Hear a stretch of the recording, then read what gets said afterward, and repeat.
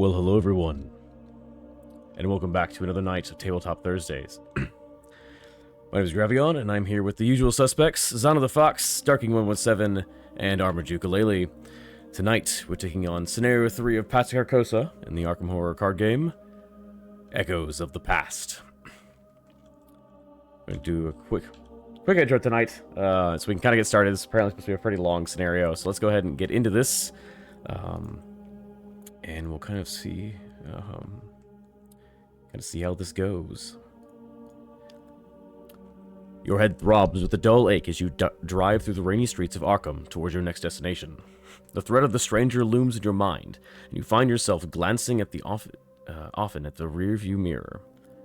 I am making sure that I am actually being heard in Discord. I am. Fantastic. View mirror. Expecting to see this expressionless visage of the mask haunting you. Instead, you see nothing but the misty, starless night, and the deserted road behind you. Your thoughts once again wander, as they have often in the past few hours, to the King in Yellow, and to the city of Carcosa and its inhabitants. What was the message hidden inside that awful play, the meaning within its madness? A lone detail worms its way to the forefront of your thoughts, one made apparent by the discussion you'd overheard at Mrs. Domain's estate. That tonight's performance of the King in Yellow was not the first Arkham had seen of the foul play. There had been at least one other performance, directed by the same man, Nigel Ingram. There is one place in Arkham where records are often kept of important events that occur within the city, the Historical Society's Manor House in Southside. If there are any records of the previous show of the King in Yellow, the Historical Society may have held on to them. Perhaps there you will find answers to the questions that burn in your mind. And just to confirm, you guys can hear me double-checking that? Yeah, we hear you. Okay, fantastic. It's just been very quiet. I know I kind of jumped into this, just want to make sure everyone's here. So, because we were able to interview Sebastian Moro in the last section, we do get some extra information from him. So we can go straight into Sebastian's information. Ooh. Sebastian's information. You recall what Sebastian told you during the dinner party. The King in Yellow had come to Arkham several decades ago, long before the Ward Theater was built. According to him, it isn't surprising that few people remember. In fact, part of their goal tonight was to bring the King in Yellow to a wider audience. The Historical Society may have kept records pertaining to this earlier production, especially if it was followed by events similar to what has occurred tonight. Perhaps you can find some newspaper clippings or other articles describing what happened in the past. And because of that, the entry hall, despite having 0 clues on it, actually gets 1 per investigator clue. So we actually have 4 clues on this location, even though there were no clues there previously.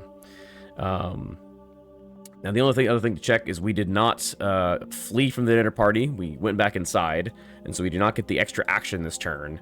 However, we do start off with everything set up as shown here.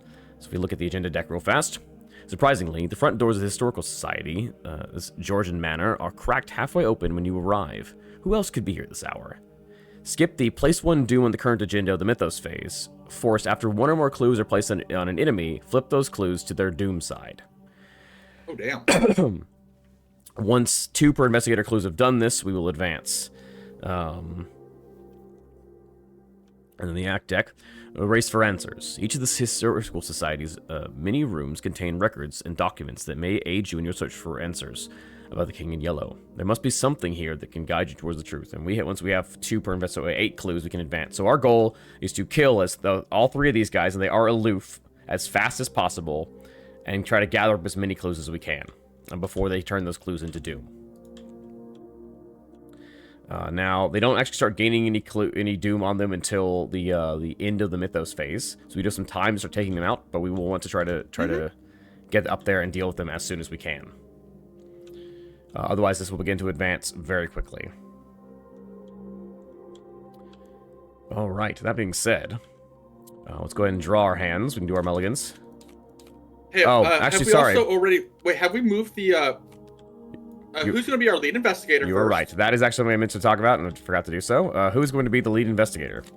So currently, Darking and Ukulele have not been it yet.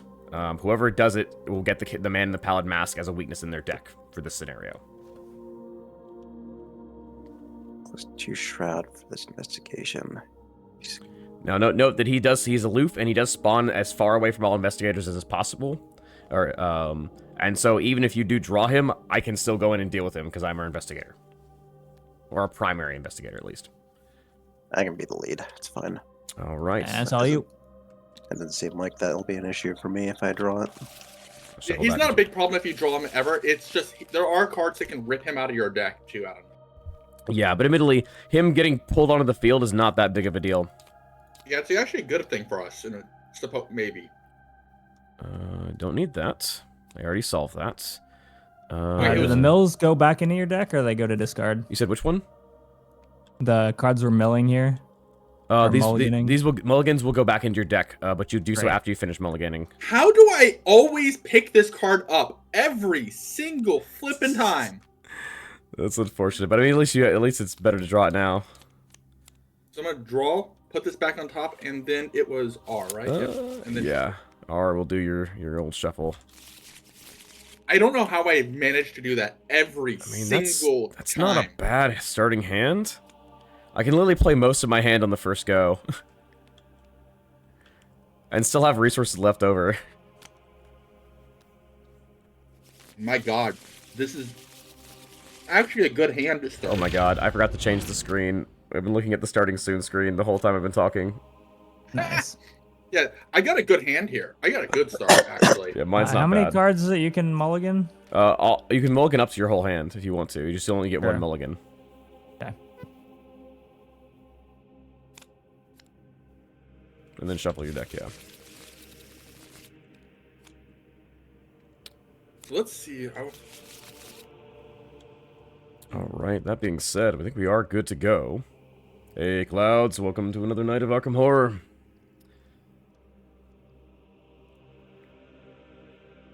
Ooh, these guys are like perfect for me to take on. Jesus.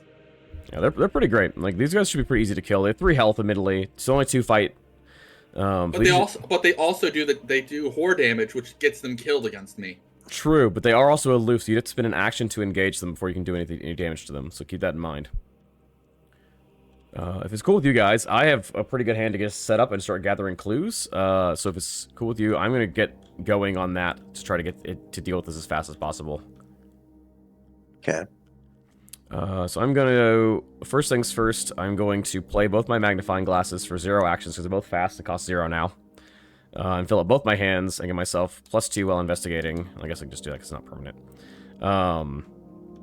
I'm then going to spend 2 resources for my first action to play my hiking boots. And then I'm going to... This is unrevealed. I'm going to spend another action to investigate. This is a Shroud 2, so I'm going to be 6 versus 2. Elder Thing token is a -2. As that will be a success. I will gain 2 clues because I succeeded by 2 or more.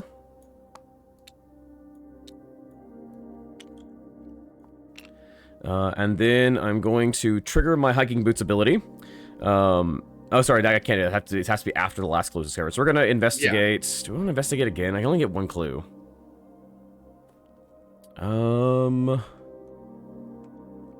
Actually, I got a quick question as well. So, say if one of these clues goes on to them, it becomes a doom. If we kill them, does it become a clue again or no? As far as I'm aware, it just goes away as doom, which is why we need to be rushing to get this stuff. Then the 2 on the right side need to be prioritized because there's so many clues on them. Yeah, I'm gonna spend my 2 resources and use my last action to play Preposterous Sketches to draw 3 cards. All right, and that's all my actions. We don't start with a draw. You do not. That happens in the upkeep phase. Okay. Trying to think here, what's going to be the best way to go about this? So, hey, Armored, what way are you planning to go about this? Since we need to go about killing these guys as fast as possible. Yeah. I'm probably going to... I'll go into here, because since these 2 are connected, right? Yeah, they are. And then I'll just start... Here, let me give you an idea what I'm carrying. Are those I have Oh, they are. Yes, they are. They're connected directly. So here's what I am carrying up on myself right now. I have a level 2 Peter, I have Shriveling, and I have Uncaged the Soul. I can rip into them really fast, too. Okay. What I would recommend here, and this is my thought, is because this one has very few clues on it, getting rid of him is actually kind of nice. These have a lot of clues, so we technically have a little bit more time to get those. So if somebody wants to go over here and deal with this person, whoever has the least amount of fighting, like consistent fight in their hand right now, can go left and deal with this guy. Yeah, I'm carrying baseball bat, shriveling, guts, and Peter with uncage. This is an incredibly lethal attacking hand right now. That's only like 2 damage though, right? Oh, you have shriveling. Yeah, 2 damage, and when they do horror to me, they kill themselves. True. I can kill both of those in 2 turns. Okay, so I can go left then. Yeah, then we'll send Ukulele left, and you can go right and start dealing with both of them. All right, yeah, you guys can kind of go whatever you order. Well, okay, wait, I'm trying to think, because I actually have to play playing those are going to eat my actions too, and I have to.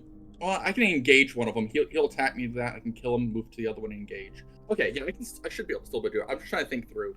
But yeah, I can get really fast kills on these guys. Yeah, I think we're only going to lose 2 clues to those guys. And we'll probably lose 3 clues total, I think. Because Ukulele's going to have to move. He's going to have to move and engage at the very minimum. Sorry, move twice and engage at the very minimum, which is a whole turn. So we're very likely, and he's going to need to set up as well. So I imagine it's going to be set up first, and then next turn he'll go in and kill the one over here. Yeah, I need to do a little bit of well, I can do one thing as set up in 2, but that wouldn't engage it automatically. I wouldn't be able to engage it automatically. That's my only problem I'm trying to think about here really fast. Because it's 2 move is the only thing I just thought about. Yeah, it's just getting there is gonna. So basically, it's gonna cost us a few clues, but we'll take care of it. We may actually lose 1 extra clue, but that's honestly not much. We only need 8 to advance, and there's 4 on this location that I've already taken 2 out of. When I clear it off next turn, I can use my hiking boost to get a free move. Okay. So and there may be clues in these other locations as well. There's stuff off to the side we've not revealed. There's these 3 that haven't been revealed. Okay, so Armor, do you want to go first, or should I? Because here's another thought I also had. Looking at this one over here, he's aloof, so he doesn't give a shit, really. They're all aloof. Yeah. Well, I'm saying he's aloof. It only has a shroud of 2 on this thing. So this could be also a good place to. Because I want to ask here, Dark. How good would you be able to do some early investigating? Well, I'm ready to do some investigating. Keep in mind, you cannot boost your book. So you would have to go at 2 versus 2 there. The only one who's really set up to investigate there is me, because I have a 4 baseline. Fair, yeah. The other locations, you can actually take, if you have ways to heal horror or to block it, you can actually take horror after you investigate successfully to get additional clues. Once per round per investigator. And that's for both the other locations, because they're both the historical library. Okay. Yeah, because that's what I was. Because I was trying to think, because that could be. I was trying to think, because I didn't realize like the whole book thing that would screw with him. But wait a second, but he has both of his quick learners out, so his thing would already make it go to a 0. That is true. It would be a 2v0. On his 3rd action, it would go to a 0. That is correct. Right. So he could still hover off clues while that way, and then me and Darking could go after these 2 seekers on the right side. Well, he eats off clues from it through investigation. I mean, I can also go for clues there. Like, it's not. That's true. Well, I'm just saying, like, as an early way to go about that would be a good way to get, because they steal clues off of it, and then we can kill them right afterwards. If there are no clues there, that you put just a doom on them instead, but we can kill them to take their doom and not lose the clue either. Yeah, that's what I'm saying. Like the thing is, like, I think we don't want to lead these guys up at all, because obviously, like, every single turn they're going to get a doom a piece. Right. What I'm thinking about is how to maximize the number of clues we get, because them getting doom on them, we can kill them, get rid of their doom. That I'm not as worried about. That's not, because if the doom's going on them, we can kill it. My thought is us losing clues, right? Because there's a good chance this one might have another thing of how many clues you get at the end of it. Gives a bonus towards your experience again. Especially if clues are going to start dwindling as time goes on, the number of you can preserve will probably benefit our experience. It did it to us last time. Good reason to believe it might do it again. But if there's a bunch of clues on that other side, there's 2 of them over there. There's 1 on this side. I'm just thinking about like how because we could rip clues off a location and kill some of these things. I'm just trying to think like that. That's all. Like, do you see my line of thought right there? Is all. Yeah, I understand your line of thought. Like, I think we're on the same page. It's just we just need to make sure we can kill these guys, and like, I'm just trying to help us plan out our initial turn, so we're not really wasting we're not really losing clues that we don't need to be losing. Yeah, I mean, I think we'll be okay. We just need, like, the biggest thing is that people who can do damage should rush in and kill these guys. And the people who can't do damage should focus on doing what are the things they're good at. Okay. Then, go ahead. What does aloof do? Aloof means you must spend an action to engage them, or you can't, they don't auto-engage when you enter the same room as them. You cannot attack them while they're just in the area. You have to engage them, and then you can deal damage to them. So basically, it's an extra action to do damage to them. Great. Okay. Cool. Thank you. No props. Okay. Then I'm gonna set up and move into one of the rooms because I won't be able to do much more than that. But that will get it going. Okay. Sounds good. Yeah. Go for it. So spend one action. Go to Uncage the Soul, which is going to make my next spell be 3 resources less, which means Shriveling's free. So I'm at 0 resources spent for that. And now I can spend 2 actions to move into the room. Well, first is go through 1. Let's see what this one has first. Location. If each location in play is revealed, and there are no clues on locations in play, place 1 clue. Confirm Mr. Clues. Okay, so basically, if we lose all the clues from these, there'll be 4 clues on Quiet Halls. But there are clues there on those, so we don't do that yet. I would say as an action, we can place them there from the token bank. So it looks like we cannot actually run out of clues because it doesn't say once per game. It just if there are no clues in Historical Society, like on the second floor locations, we can place. But it has to be. No, it says if each location in play is revealed and there are no clues on locations in play, it has to be all locations. Oh, okay. Well, that's still fine. We should be okay. So yeah, that's there, and then my second movement is going to put me over here. All right. So I can't engage. That does eat my actions, and I am ready to rip into it. Sounds good. All right, Ukulele and Darking, you guys have your turns left. You found me going? Yeah, go ahead. All right.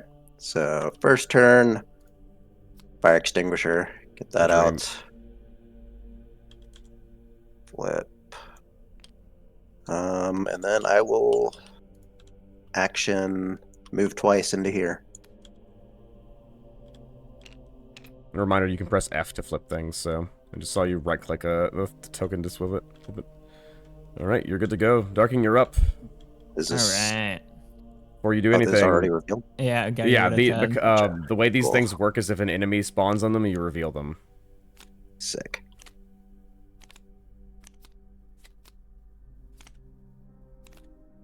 Oh my... I have the perfect way to kill this thing. I just realized it while also setting myself up. Oh my god. Do it. Unlimited power. Because what I'm going to do this next turn, I'm going to engage it, then play Peter so it does an attack of opportunity on me, which will do 1 horror, which will do 1 damage back to it, and then I can fight it for 2. To kill it. Which is 3 damage right off the bat right there. That's not supposed to be in my deck. Oh, what it got in your deck? Quick learner. Oh, that's weird. It wasn't in your deck before. I saw both of them out of it before. Wait, Did you actually drag it? Was that... Hang on. Yeah, something weird has happened here. Hang on. There should be 20 cards, and there should be... Yeah, that should be right. 20 cards there. Actually, hang on. I'm double-checking your deck. Give me half a second. Yeah, that quick learner was in my hand, which it definitely shouldn't have been. Yeah, I think you might pick it up, because when I originally checked, I saw both of them on they were both over here, like right next to each other, which is why I'm confused. I don't know. They were both on the table. I hit draw from my deck, and that's what came out. I have no idea what happened. You have 35 cards for some fucking weird reason. No, you should 39 cards. Hang on, 39 cards total. No, that's right. Yeah, you should have 35 cards. Because you have 39 cards total, and 4 of them are permanents, which are in the thick of it, 2 quick learners, and short supply. So you should have 35. Yeah, that's the right number of cards. Just I guess somehow it just ended up in your hands. You picked it up. I'm not sure what happened. Right, you should be good to go then. Actually, draw then. So what it's gonna have to be? I need that rabbit's foot out of my discard. We're gonna chuck. Where did it go? The old scavenging. Yeah. In here somewhere. No, probably not scavenging. Probably resourceful, I'm guessing. Because scavenging Yeah, requires you to investigate by 2 or more. resourceful. That's what it is. We'll chuck a resourceful. Well, you gotta do a skill test. You have to right. commit it to a skill test. All right, we'll do that. What skill test are you investigating, or Oh, no. you gotta commit that to a skill test? It's not a playable card. Yeah, I know. Hold on. Wait, how do you have... Oh, how did you draw a card? I don't know. I don't know what's going on. Hold on one sec. My computer is actually struggling. Somehow you have an extra card now that was in your deck before. Yeah, everything's scuffed. One sec. If you need to leave and rejoin, it's no big deal. Yeah, I think I might need to. Give me 1 minute. Hopefully, it doesn't break the board for him like it did last time. I think we should be okay. Hopefully. Then again, that might have been just your crash breaking it. Yeah, I think that was my crash that broke everything. He's manually leaving and then rejoining. Yeah, sorry. We're going as fast as we can. Yeah, it's all I good. almost forgot about we have to do the 1 encounter set, but that shouldn't be too big of an issue. What do you mean the 1 encounter set? Well, I'm saying, but like before, we'll be both me and Armor will be able to technically engage these. We're gonna have to do the encounter. Oh yeah, they'll be. One through. I don't know how many like actual monsters there are there, so we'll have to see how it works out. Hopefully that we don't draw any monsters first go and we get something easy to deal with. But last time was insane. I hated. I made one move and then never left order because of it till the end of the game. I mean, I feel your pain. Like the whole first scenario, I did nothing but deal with Spires of Carcosa, so we didn't lose. That's why I took literally 1 damage and 1 horror the entire scenario, because I never encountered anything. I just was sat in a room dealing, like, investigating to get rid of Spires of Carcosa. Okay, so Darking, since you're back in now, one of your cards should have been in your deck. I don't know which one it's supposed to be. Yeah, I don't know. My textures aren't in, but I'm sure that one will be fine.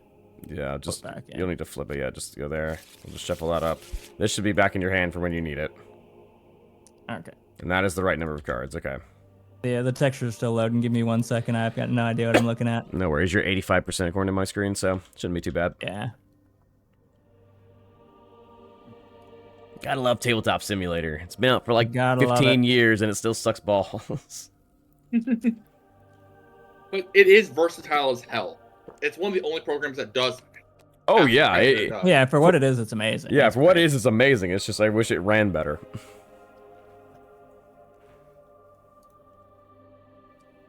Come on, 90%. Come on. But I think just so I can get my fail out here, I'm gonna probably try investigating in the room I'm in. Yep, go for it. 2 versus 2. That'll be a -2 from my quick learners. Oh, you're right. So 0 versus 2. Right. -1. That's 0 versus 2. That's a failure. Perfect. Now we can chuck out our resourceful. No, that's if it is successful. Yeah, you need to set. Yes, you committed to it, so you're trying to succeed on that one. Gotcha. On the other hand, you do have your bonus. You gained your bonus action from. Was that worth doing? I have to ask. Like at this point, like. Because what did that actually that just kind of wasted an action. You didn't have anything to play when you failed, right? You're right. Well, just practice for moving into other things. But it also got rid of his guaranteed fail and gave him his extra. Oh, true. You are moving. You are moving I mean, into your 2 actions that are very good with the +2. So you're into the. Yeah, at the very least, it's burning the negative effects. Of course, just moving would have also burned off that negative effect. It would have, but I mean, it's not really anywhere to go yet. That would be beneficial for me to be.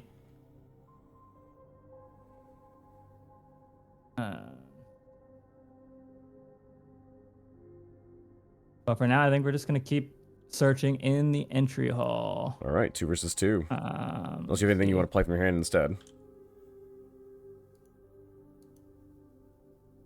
Because I can get the rest of these clues next turn guaranteed. And if you end up getting the last, so like I would say if you can move to one of the side rooms here and search those, because So my plan Yeah. next turn, assuming I don't draw monsters, I'm gonna investigate once, get both of these clues. I'm then gonna free move with my hiking boots, which I have to do when after the last clue is discovered my location. And then I'm going to I can then move to another location for free. Oh hey, this one actually connects up there. Yeah. Book cannot be increased here. Yep. But you can decrease the shroud, so that's fine. Well, also once he hits his second thing, it -2s that anyhow, so it becomes Exactly, that's what I'm saying. You can decrease the 2v0 shroud, anyhow. so it'll be a 2v0, so it should be a little easier to do. It's not Yeah. guaranteed, but being at +2 is not a guaranteed. bad thing. Well, no, it would become guaranteed outside of a guaranteed fail. Oh yeah, Shroud 0. Yeah, it's guaranteed success. You're right. That is. Grad 0. So, guess we'll chuck out the resourceful on this one and hope for not the worst. Why don't you say that for next one? Oh, actually, no. You're right. You're right. It's right. all the same. You're on. It's Both of these are Shroud 0, so because you're at -2 Right. difficulty. So Grad as long 0. as Elder Sign. We take those. So +1. That's pretty good. So yeah, you'll get your resourceful stuff, so you can grab your item from there, Great. and you'll also gain a clue. Oop, that's not Oh. right. That's not a clue. I'll take Ah! that. I'll take that. Wait, how does that connect all the way over there? Because they're both historical museum, and so they connect to each other. It was like that before it got Underground moved. tunnels. I assume that it like loops around the back of the building. Ah, Most of One the more. objects on display here are from the early 18th century, spanning Arkham's colonization and early history. Fascinating. For my last one, I'm checking out the item. Boop. I'll spend my one resource. And away we go. All right, I believe that is everybody. Enemy phase. There are enemies, but they don't do anything because they're aloof. Upkeep phase. Yes, give me that deduction card. The upgraded deduction. It's so good. If you sleep by 2 or more, gain 2 additional clues. So fucking good. ooh, that's an interesting one to pull out. I'll pull Drawn to the Flame, which is going to be perfect over here with this stuff. All right. All the clues sitting on this junk. Mythos phase. We do not put Doom in an agenda. Because we skipped that phase and we just But we move a clue. at the end of the mythos. At the end of the mythos phase. End of Mythos. Yeah, so that happens at the end of mythos. So we're going to draw our encounter cards. Ooh, yay! An enemy spawn. Ah, fuck, that's so bad. Ooh, any empty location. Okay. End of the round. Each cultist enemy gets +1. Every cultist is +1 fight. For each clue or doom on it. So everyone's gonna be everyone's gonna be +2 fight, by the way. So now I have to ask because my acolyte has to spawn in an empty location. So Same. I can forcibly make it spawn in the historical society up here, where I'm. It's an empty No. location. Ideally we want it to spawn in an area that is easily reached by someone with weapons, because that thing spawns with a doom on it. And we are already going to have 6 doom on the board. Okay, then. because of my card. What I was think yours? we're probably can you getting see that? another one. For Yeah, each I've got one of cultist those. enemy- You also have one of those? Yep. Oh no. We just advanced. Oh, you got an acolyte. Okay, we're gonna advance this turn, guaranteed. Yep. We don't like have a it. way to stop it, actually. Actually, it says 2 clues per investigator. Or is that meant to be 2 doom per investigator? I think that's 2 per investigator, so it's gonna need a total of 8 doom. 8 doom, which we're gonna be at, because I put 3 doom on these guys. We get 2 from each of yours, which can be spawned in any empty location. Here's what I'm thinking. One of them, we're gonna drop it here middle, because that puts it right between me, like right after Armored finishes off his stupid seeker, he can move through and wipe out that acolyte. I vote That's this not one an go- empty location that already has an enemy. Oh, you're right. It has to go there. So I guess we'll have to I go. would put it. Yeah, it has to be there. It either have to be there or the one that's down here in the bottom. But Yeah, unfortunately, we're going to advance off of this because also, that means this gets revealed. Quiet Hall should be revealed, isn't it? I don't think so. I think No, it's okay, just guess during not. the setup. It's just these historical society ones when an enemy spawns your revealed Yeah. location. Okay. I thought that one it had the same effect. Sorry. Oh, that's actually kind of bad. Can we not put this guy here? I have to go Well, through there to get to where I need to go. then he has to either go here or here. That's the other two options. Let's just put him down in the bottom. We're gonna advance. The doom being on these guys doesn't actually fucking matter at all. We can put them out of the way where they don't matter. That's why I was gonna suggest putting him under these rooms, because these could cause loops. I say put him up here. Put him up here. Like just in the middle of nowhere. I want to suggest this one going down here, because that reveals both these rooms, and these rooms can connect across. That's true. Yeah, that would reveal those rooms. Yeah. So heads up. Well, I guess it's not really going to matter because. So let me ask you this: for the King's Edict, does it care about ones that are being spawned in? Because these acolytes are also cultists. Yes, but I drew this technically before they would have spawned in. So I don't think it actually triggers the putting the stuff on them. They will get +1 fight for the doom on them, but that doom is going to go away when we advance in a few seconds. Okay. So this is actually not going to matter at all. We're just going to unfortunately advance the second agenda. We just got very unlucky there. If we had Mr. Peabody, this top one gets -2 shroud. And luckily enough, it seems like the peril that Ukulele drew doesn't actually matter either, because we're going to advance regardless. Okay. So honestly, you could probably just discard that. We're just going to be one additional doom. We're at 7 forward now. But remember, this is also the end of Mythos phase. We have to move the other. Yep, which is going to advance us. And when you advance, all doom is removed. So, okay. And so we are now at 10 doom, and so that should advance. Let me double check the timing on that. I believe that advances at the end. Let me double check.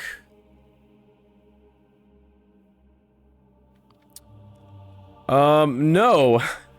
Surprisingly enough, we don't actually advance until the check doom threshold is the 3rd step of the phase. We place doom on it after that. So these guys are going to be very strong this turn.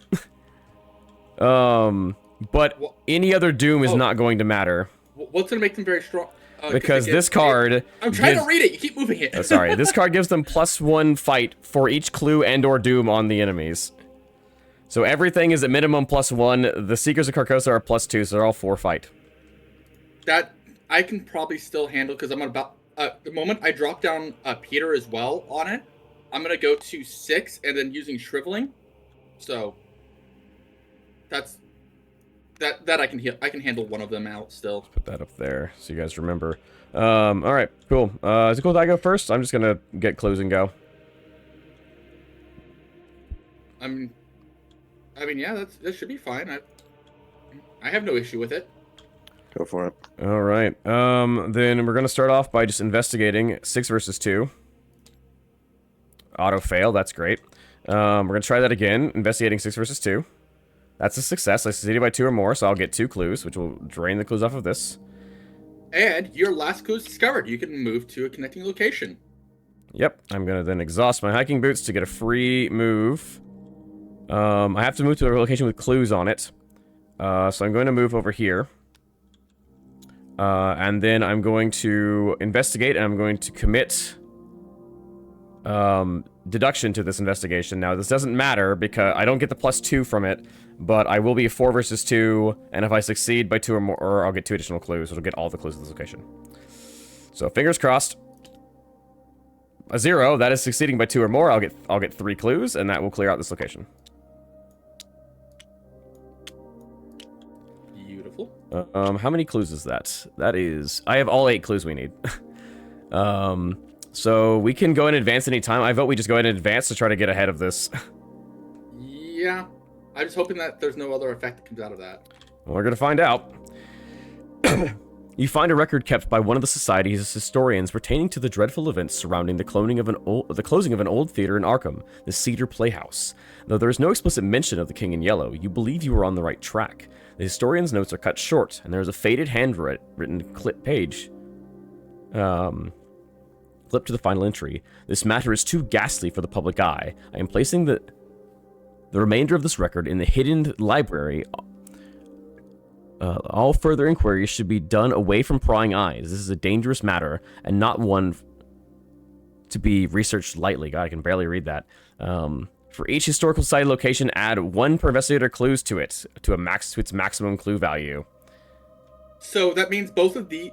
That means like this historical society is going to go back up to 8. Yep. So the historical locations. Wait a second. And that means the historical society you were just in goes back up to 4. Yep, it does. So we'll go and start grabbing clues. You guys want to help with that? We just need to fill these back up to their maximum clue value.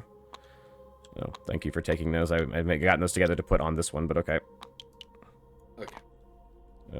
4. And we did this one there. We just need 2 more for the one below it. Wait, hang on. There's too many clues there. There's supposed to be 8 on that one. There are 8. Oh, I didn't. Oh, were they stacked? It got stacked. We need 1 more clue on the one here. Got it. And then wait, someone else grabbed it. Someone else grabbed it. We're fine. So you can just put that one back. Just drop it in there. And then I've used all my things there. That deduction goes away. These are both. That should be at 4. That should be at 4. You can remove all the clues. All right, somewhere in the manor is a hidden library where you might be able to find more information about the King in Yellow. You must find a way if you were to continue your investigation. We need another 8 clues, and then we can proceed. All right. All right. And that being said, we are still at. This should actually be. Hang on, we have to put another doom on the guy because for Scott's card. Let's put on the guy up there. Wait, which card does it? His peril did it. It's a doom on the agenda technically, so it would have gone here. But no, but it was that was on his right, but that went off during the same time as everything else did. So yeah, we've not advanced yet though. Right, so that would before the advancement, and it wouldn't have triggered it because we got the last 3 or the last 2 doom at the end of the Mythos phase, which is after the step where you check the doom threshold. Yeah, so we're just doing we're at like 9. Yeah, we're at 9 total doom, but it's weird how the rules work, but that's how it works. But that's all my actions, so we are good to go. Anyone else? Yeah, can I go? Because I gotta take a leak. Yeah, go for it. Yeah, so this guy's at +4 right now. He's at +2, so he's a 4 total. Yeah. Okay, I'm still gonna try to fight him, so I'm gonna engage. There you go. 1 action. The fuck, that was weird. Why is it not? Okay. There it goes. Second action, I'm going to commit vicious blows, try to attack him. All right, so you were at 6 versus 6 versus 4, or no, 7 versus 4. 7 versus 4. Wait, 5, 6, 7. He committed vicious blows, so. Skull. What does that do? There's one right next to your board, by the way. I gave everyone a copy of the. So there's one just to the right of your deck. That is. Vicious blows is only a +1, not a +2. It's +1, but he's got +1 from fire extinguisher as well. Right. So and he was. Oh yeah, he's 5 base over here. I was looking at the wrong number. That's all. Highest do on an enemy is 2, so that's -2, which should still be successful on a 7 versus 4. Yep. All right, and that's +3. That's 3 damage because it's +1 damage from that and +1 damage from this. He's dead. Yep, and there's 2 doom removed. It is entirely possible that if we kill enough of these guys, we can actually prevent it from advancing this turn. Yeah, I mean, I'm likely to kill mine off here, which is another 2 doom out of the count. Yep, I mean that's a good shot. Final turn, I'm gonna get a Quinn out. All right, you are all set. Yep. All right, I'll be right back. Okay. All right, ukulele's done. So what I'm gonna do is I'm gonna spend my first action intentionally to engage him. Then I'm gonna spend my second action intentionally playing out with 3 resources down. Okay, he will do. He will hit Peter. So I take an attack of opportunity. Yep, he'll do 1 horror to you. So yeah, I take 1 horror, but he also takes 1 damage from that. Bam. And now because of this, I now have a plus. I'm +6. I'm at 6/4 because of Peter. And I'm going to use Shriveling to fight and spend 1 of its charges. All right, 6 versus 4. So yeah, it's 6 versus 4, and let's go. That is -2 because we had the ukulele do the same thing. So that does two. That will do 2 damage and kill. Yep. You will also take another horror because you drew a symbol. Okay. That's not a. Well, actually, you know what? Peter's gonna take a horror. Yeah. Use your free stuff up. All right. That will kill him, and remove another 2 doom, which will help us.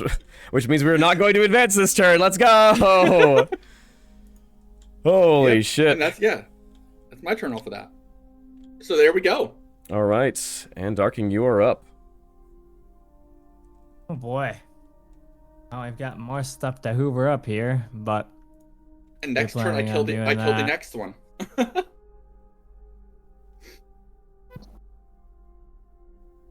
Are you planning Anyways. on cleaning out the rest of these here? And it's probably easiest for me because I can get additional Yeah. clues.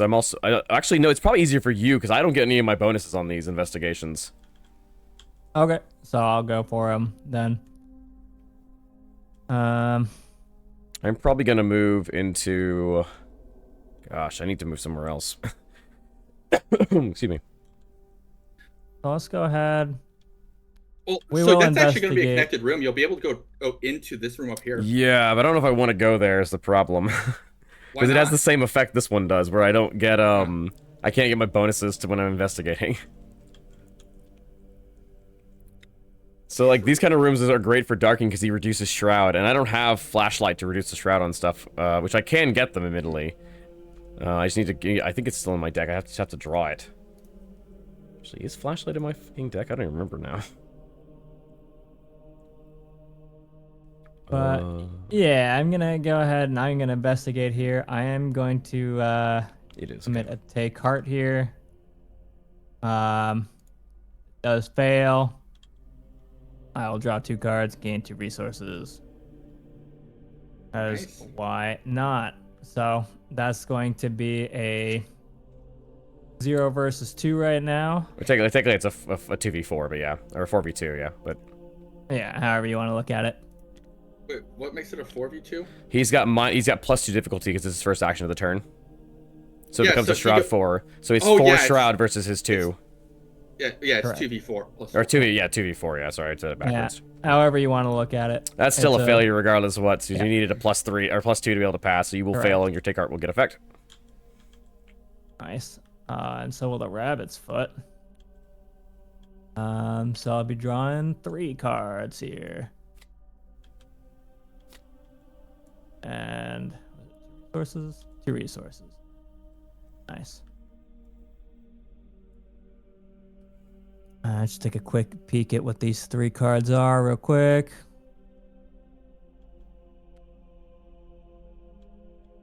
Gotta wish throw I that had the- down.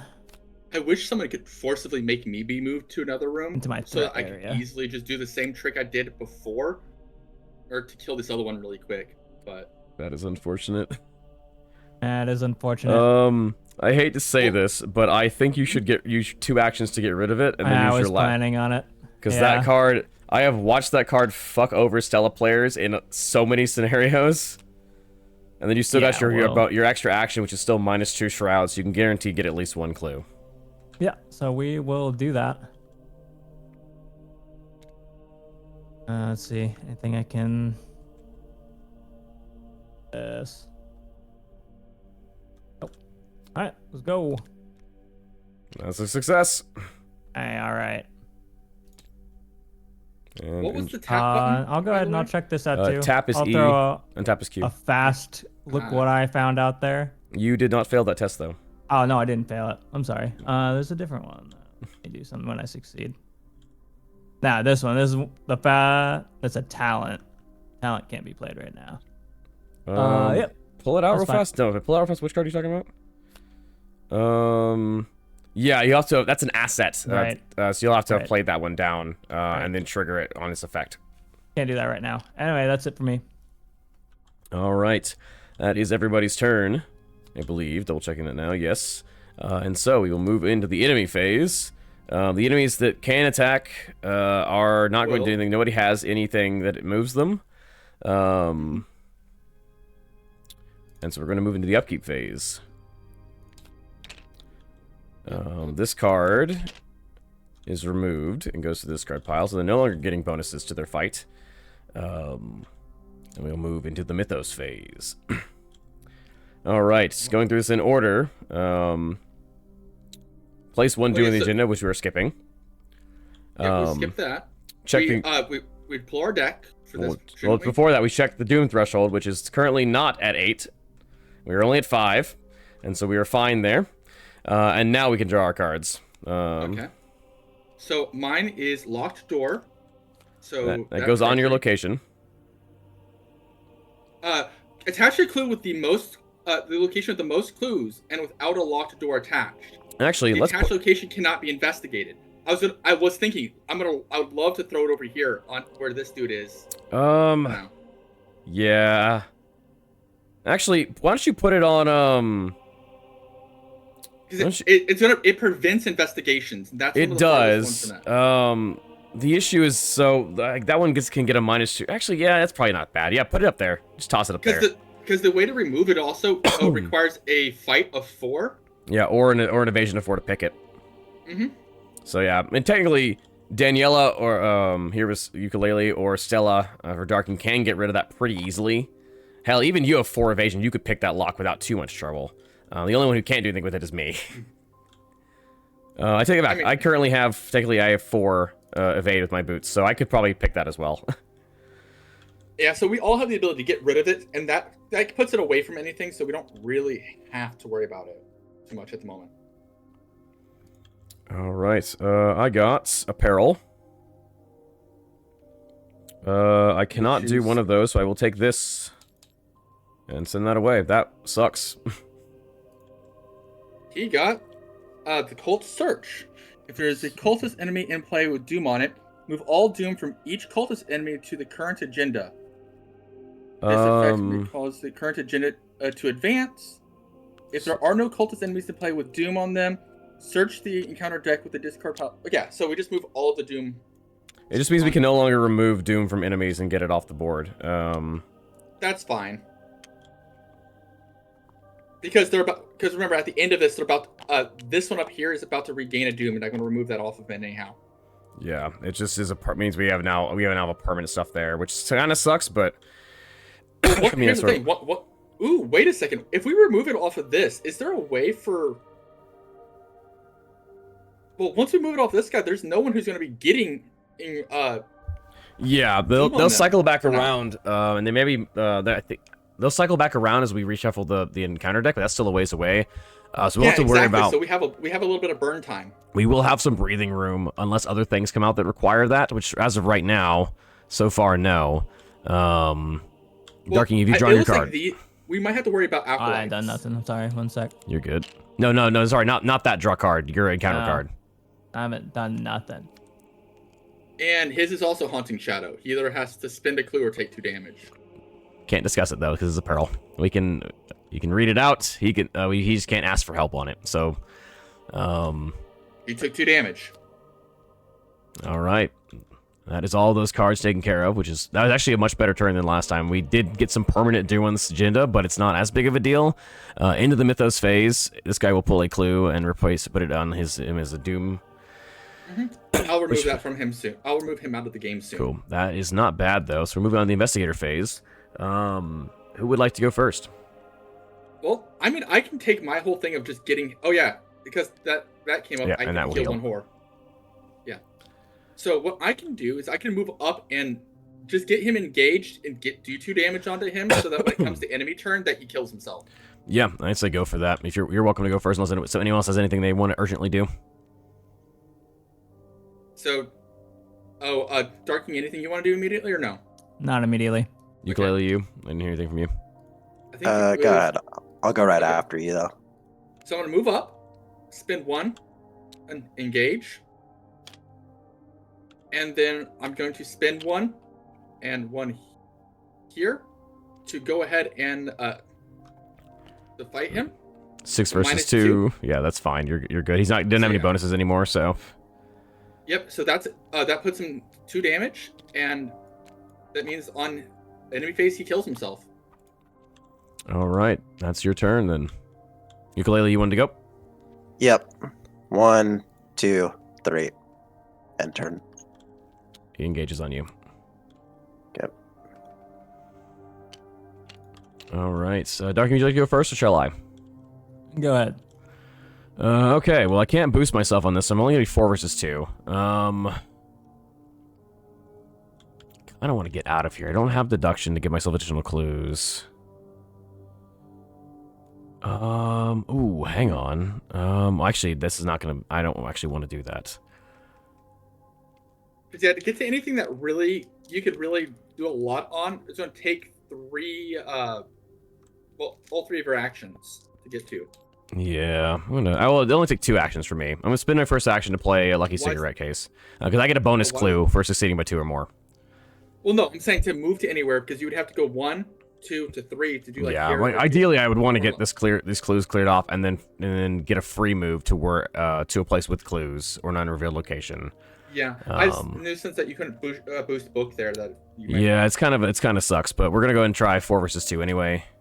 -1's a success. I only succeeded by 1 though, so I will only get 1 clue, which does suck. And then we'll do another investigate for a 4 versus 2. -2 will be a success, and I will get another clue. All right, that's all my turn.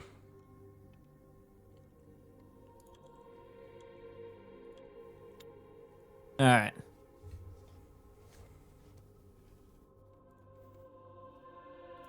We'll go ahead and we'll. Darky, can I make a suggestion? Sure. Don't clear out the clues here. Let Gravion do it, so you can get a free movement as well. Okay. Actually, it just says after the last clue is discovered at your location. It doesn't mean that I have to do it. It doesn't say after I discover the last clue. It just says after the last clue. So I can get a free move off of him doing it too. Oh, then you could have done it also before when he cleared it off originally. Yeah, I didn't. I'm the one that cleared this technically. I cleared this after I'd already used my hiking boots to move. Okay, then never mind, Darking. I thought it said he has after you cleared. Nah, it says after it's cleared. So as long as it's at my location, Yeah, I mean, if that's the case, well, we can absolutely do that. Is this Shroud here? Yeah. Yes. Please get that last clue. I have several things I want to play that require there to be no clues on this location. As usual, we're going to be going for a failed search out the gate here. So 4v2. Still a failure. Still a fail. You might as well choose the auto fail and take the heal there, since you're trying to fail anyway. Oh yeah, we might as well take the auto fail and take the heal. You're right. It's 1 health and 1 horror? Yeah, and 1 horror. Oh yeah. Okay, that's great. For this, we are going to get ye old keyring out. Oh man. What a great card. What a card indeed. You should not use that just yet. I wasn't planning on it. Let's say, like, save that for a better location to use it on. Yeah, just while I've got the time. But yeah, now it's time for our 2v0.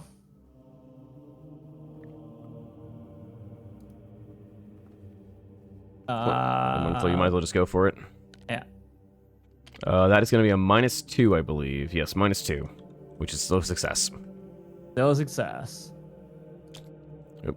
Not the whole location, just the clue, please. Thank All you. right. When the last clue is discovered, I'm going to use a fast action to play Crack the Case. And that means I can distribute up to 2 resources between us. You are sitting at 7 resources, so I'm going to take both of those resources myself. And then I'm also gonna exhaust my hiking boots to get a free movement up to the other location up here.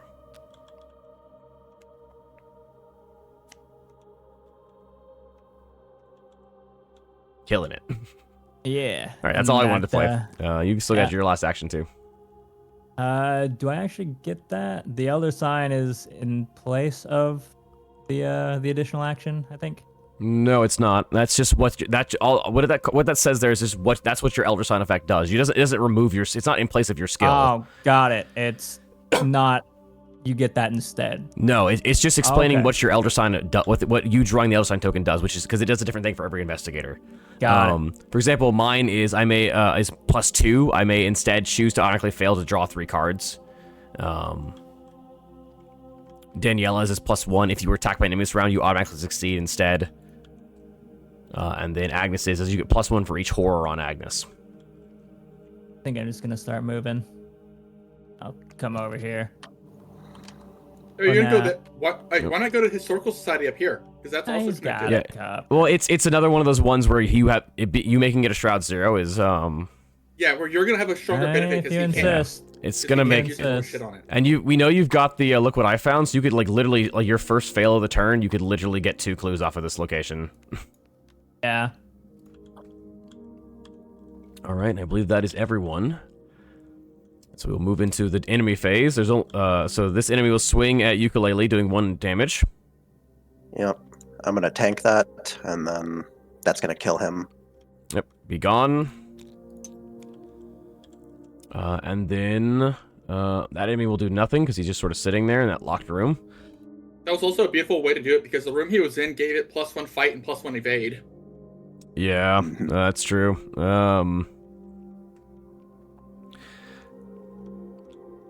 And then we move into the upkeep phase. Well, there's that. Alright, yep. Upkeeping. Damn, I should have put a magnifying glass back in my hand first. Oh well, I can't do it now. I could have handled it. I just drew fucking flashlight, so I could have handled this location at the -2 shroud.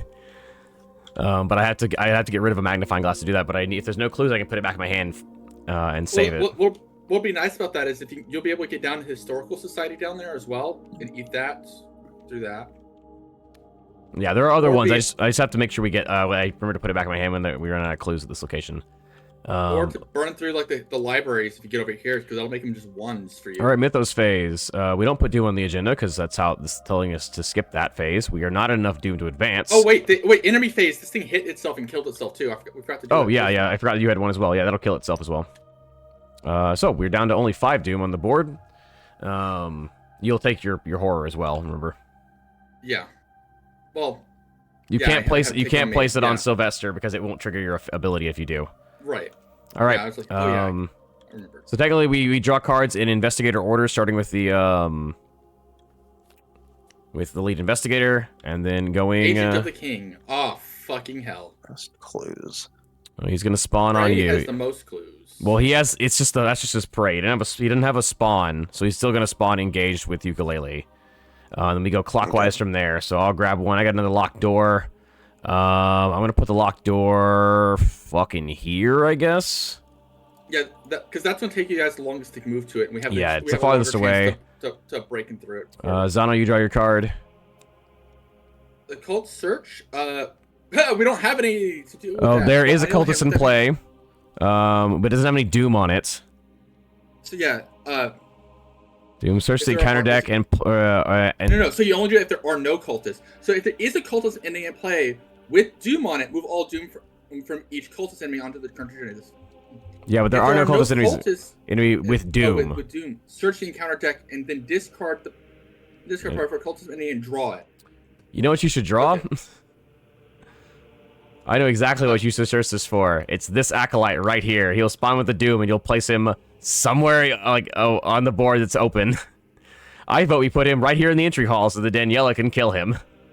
Yeah, I kind of agree with that. Sure.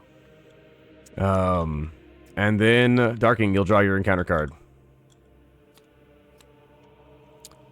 If you have no clues, falsely gain surge. You do have clues. If you have 1 or more clues, test 4 book. Each point you fail by, place 1 or clues indication. So that's technically going to be -2 difficulty because it is after your 3rd action.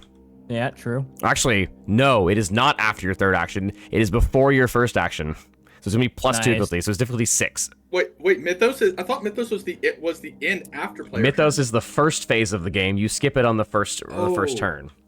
So shit, yeah. So yeah. Oh god. So it's a 6. The thing is though, it's you place those clues on your location, so I can just hoover them. We can just hoover them back up this turn. I mean, I can just throw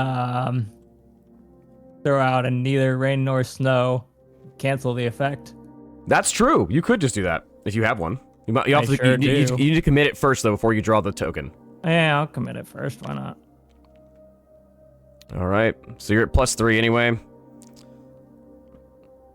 Oh wait, no, you're not at plus anything. You're still at 2 because you can't increase your book, which you're not going to get any negatives for failing. Right. Which that is -1? No, yeah, minus 1, which is still a failure, but you won't get any negatives, so you're fine. Man, that skull could be nasty. It could be really bad if you have no like good fighters. The thing is, during setup, I got to choose where those guys went, like which unrevealed location on the 2nd and 3rd floor they were at, and so I just chose to put them in the locations that were the closest to us. So I put one here, I put one there, and then I was like, oh, it's got to go on either side, so I'll just put it up here, and it happened to also be connected. So it worked out really nicely. I wish it's also beautiful that I actually get to fight this time around. I actually have things to do stuff, which is beautiful in comparison to before. Yeah, I feel like I have a lot of cards that I wanted, but I don't have the 2 main cards I want. Like, I don't have Dr. Milan Christopher yet. I don't have my mouse mask. So I'm hoping I draw those soon. Alright, that being said, that's all for the Mythos phase. We move into the Investigator phase. And we're good to go. We're actually in a very good spot. We would need a bunch of extra acolytes. We need 2 more acolytes to spawn randomly to be able to put more doom on this. We're actually, like, not able to advance this because the guys pulling clues aren't actually on the board anymore. I imagine there's some other things like the acolytes, an acolyte spawning, and then and the next person drawing the card that pulls doom off of stuff or places doom, like the card that I drew that places doom on cultists. Yeah, I bet you that's kind of the main way it's designed to do it. That's why there's so many clues. It's designed to eat up all your time doing that. Yeah. So we should be okay though. Yeah. Whoever wants to go first is welcome to. I'm gonna do the same thing I've been doing, but if it might be easiest if I just go last and then I'll just fucking just do something if needed. Yeah, I can always just move if needed. Here's my here's what I'm trying to think. I'm thinking about here initially. I'm thinking about I'm just end up doing a double move, which will engage this acolyte. But I'm probably need to probably play something to go with it here first. I mean, do you? What I'm thinking is, should I? I don't. That's not going to be a good idea. So my question is, do we give a shit about the acolyte?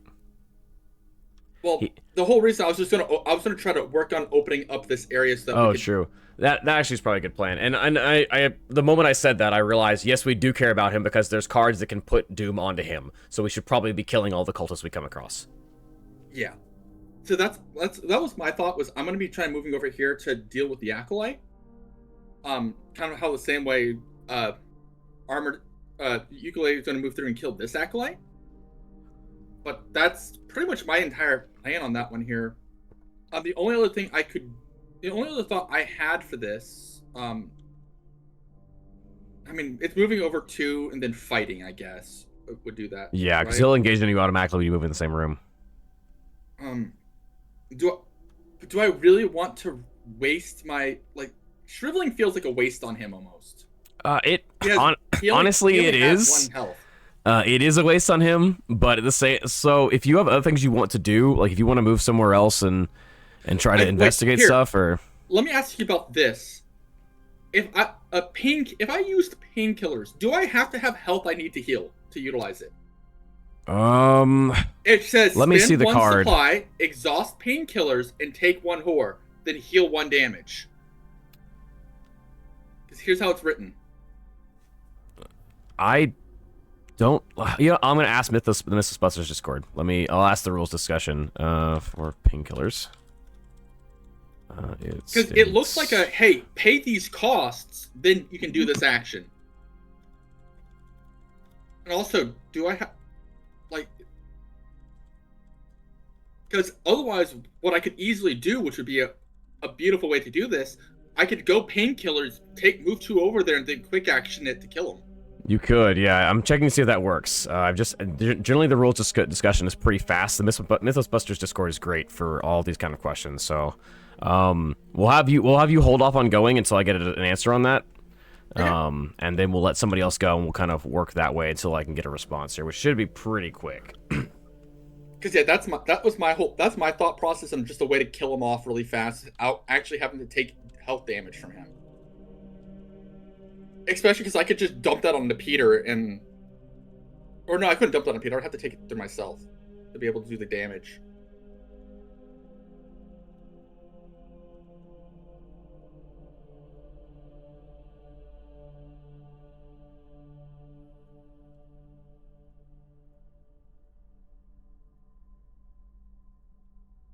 All right, so who would like to go first?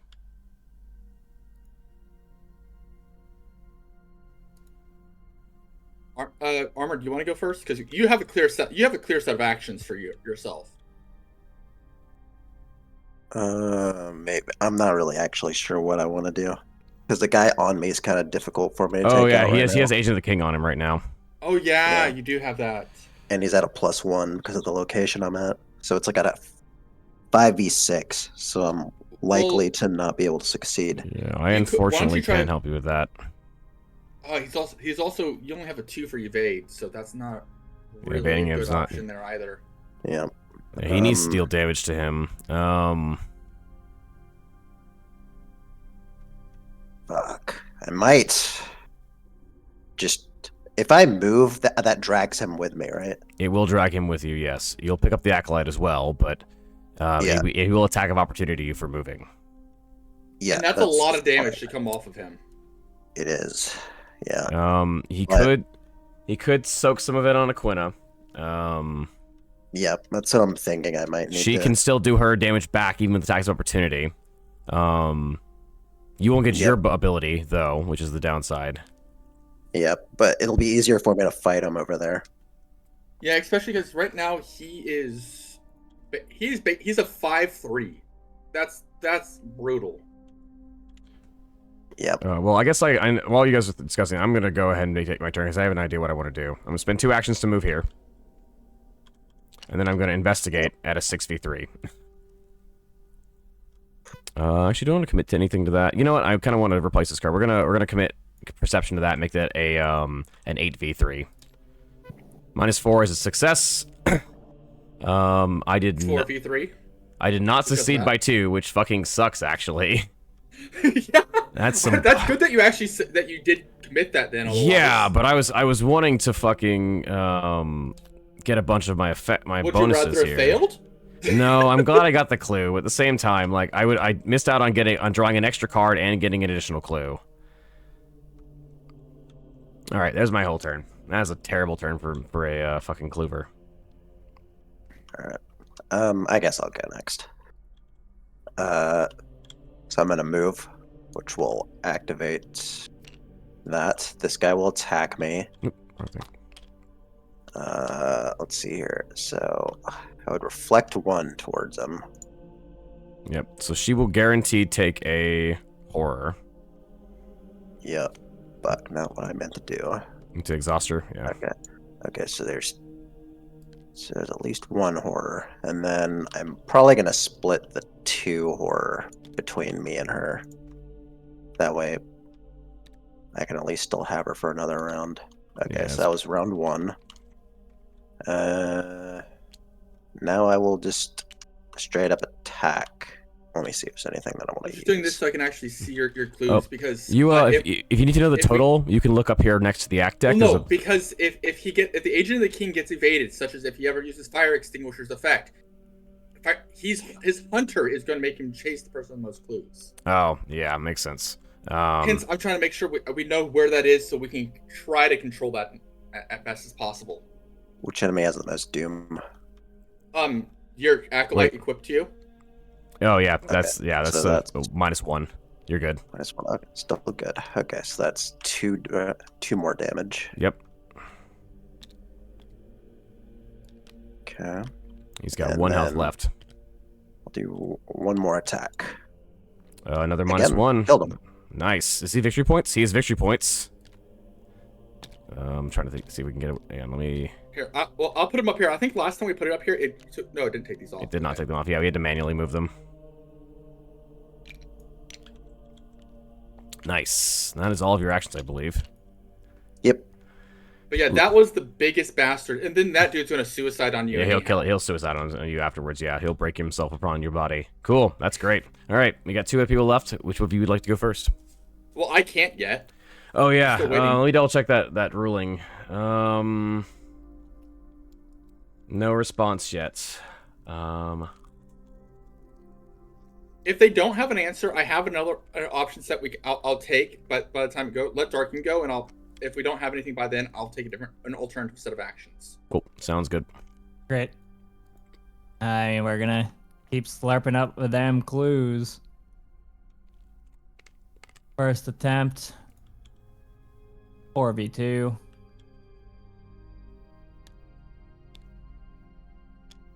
Still a failure, unfortunately. 4v3. Alright. Huh.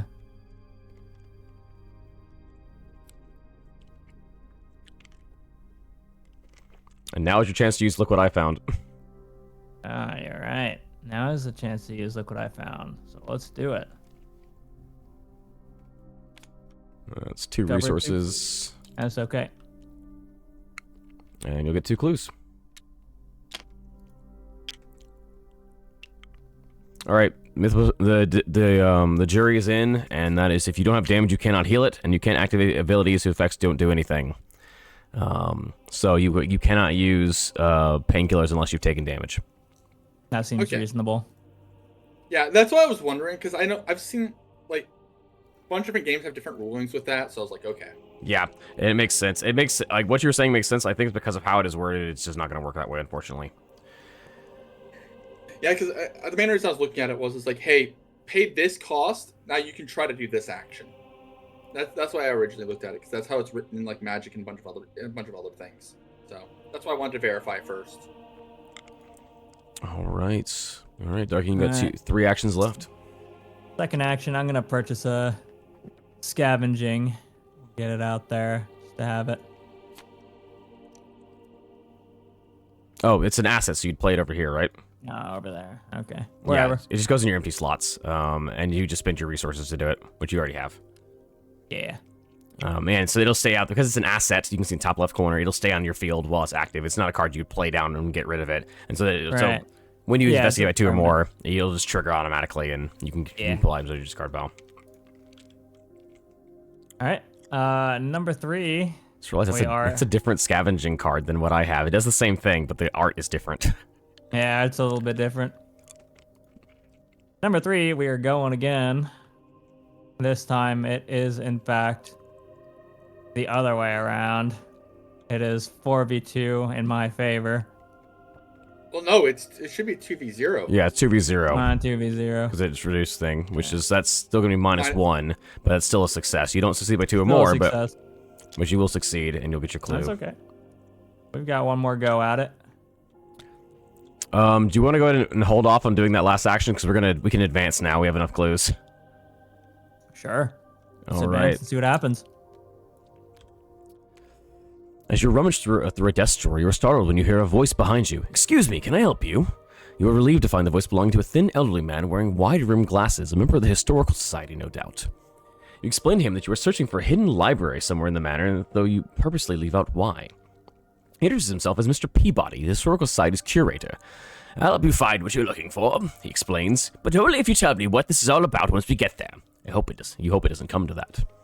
For each Historical Society location, add 1 per investigator clues to it, to a maximum of its clue value, which means we basically just add up to 4 clues to each location to its maximum clue value.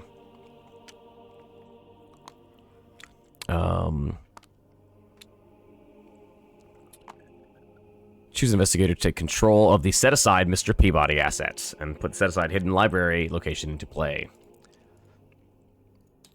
Okay, I've re-added all the clues that we can re-add because. Did you add the one here? We're on Darking's location. Oh yeah.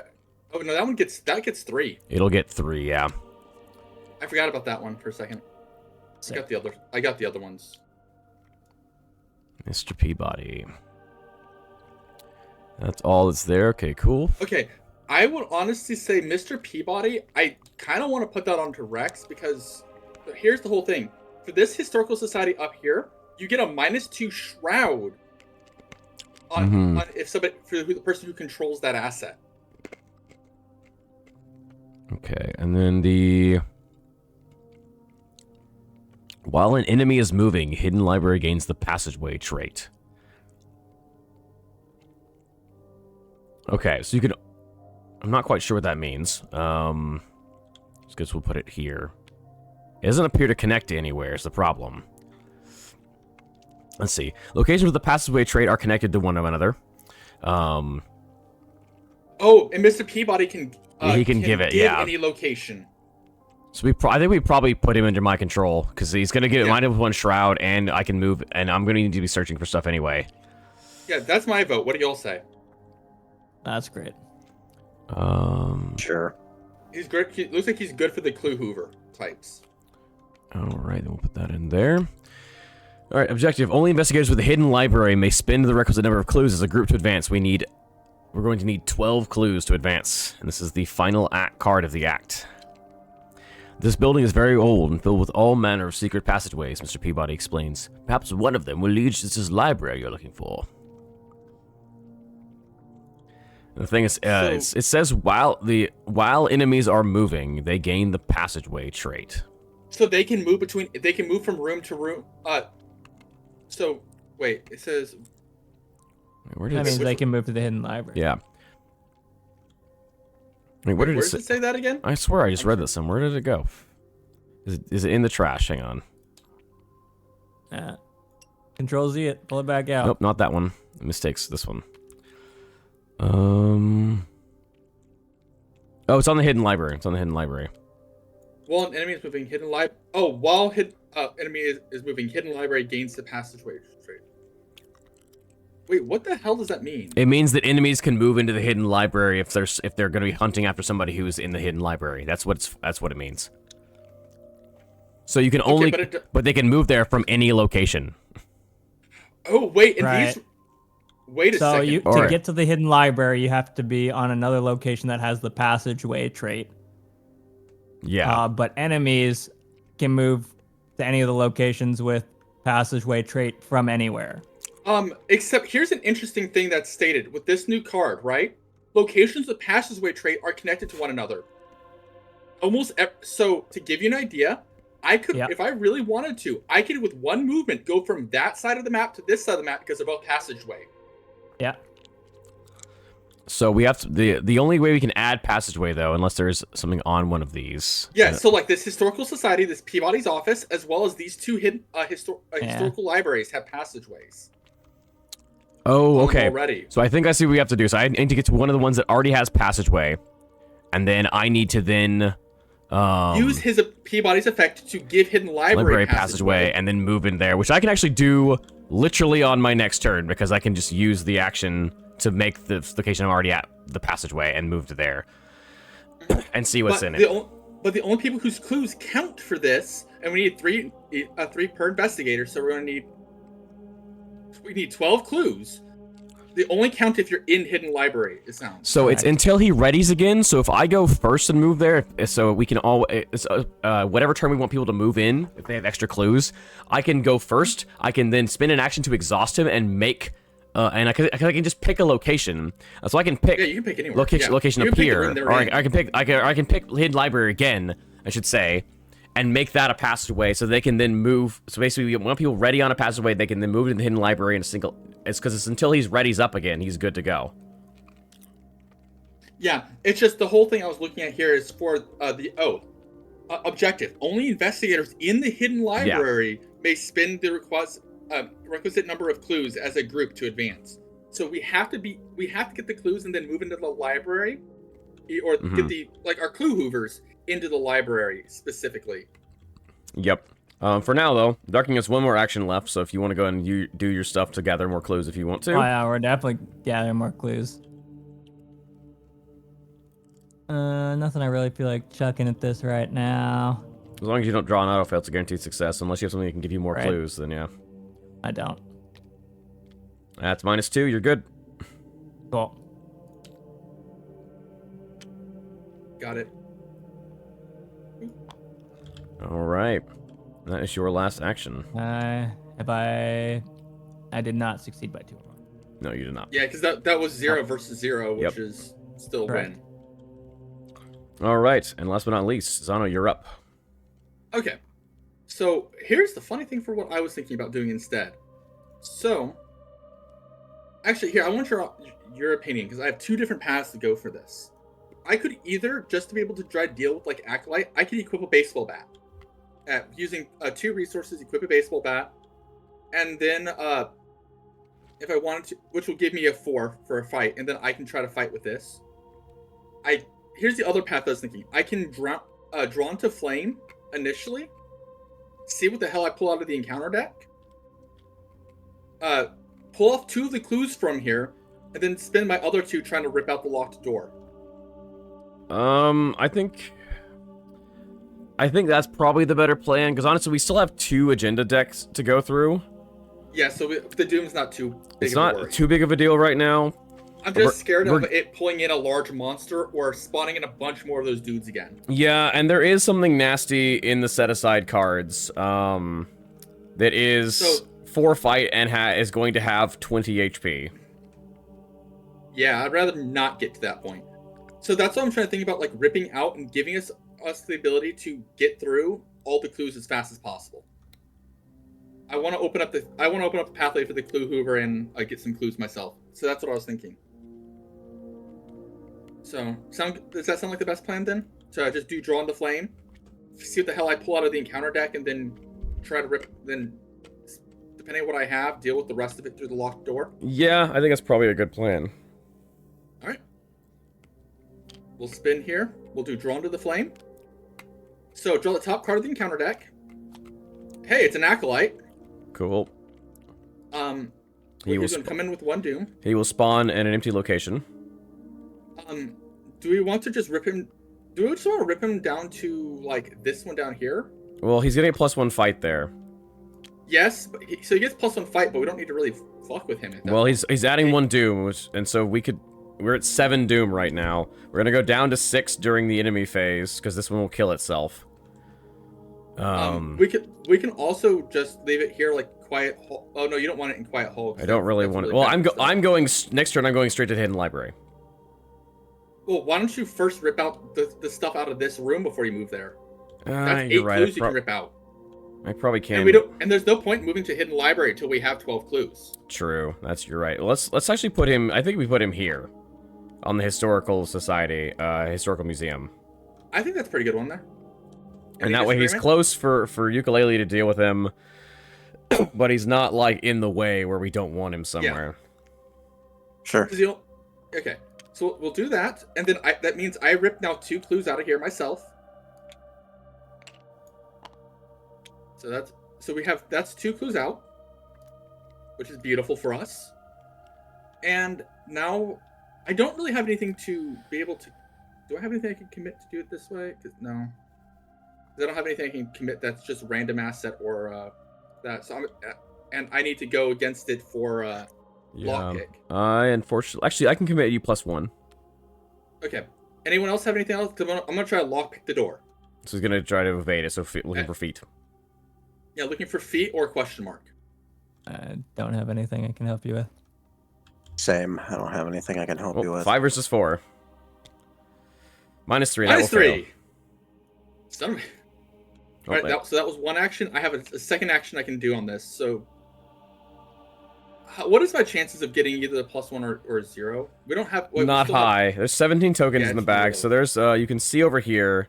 You would need. You got 3 here. You have a 4 out of 17 is your chances of succeeding that. So not high. I don't really have many other actions that. Yeah, take right now. If you don't have anything else you're gonna do, the other option is to you could draw a card.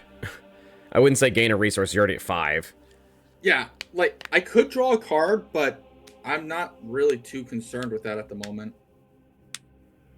I'd rather take a chance at just ripping this thing out than just draw a card that I don't really need right now. Yeah, that's probably a good plan. Yeah, it's just go. I'd say go for it. It's auto fail. Auto fail. So it doesn't matter. Okay, well, locked door is still stuck there. It's not a big deal. We have lots of locations we can gather clues from. You've got 2 there. Darking's got 1, so we only need another 9 clues. There's lots of locations left. I imagine there's gonna be clues in here as well. All right. So then let's move on into enemy phase, I believe. That is everywhere. Yeah. So enemy phase. Ukulele's enemy will break itself upon his body. Oh wait, No, I don't need to do that. Yeah, it's got to go on you, unfortunately. And that will kill it. Yep.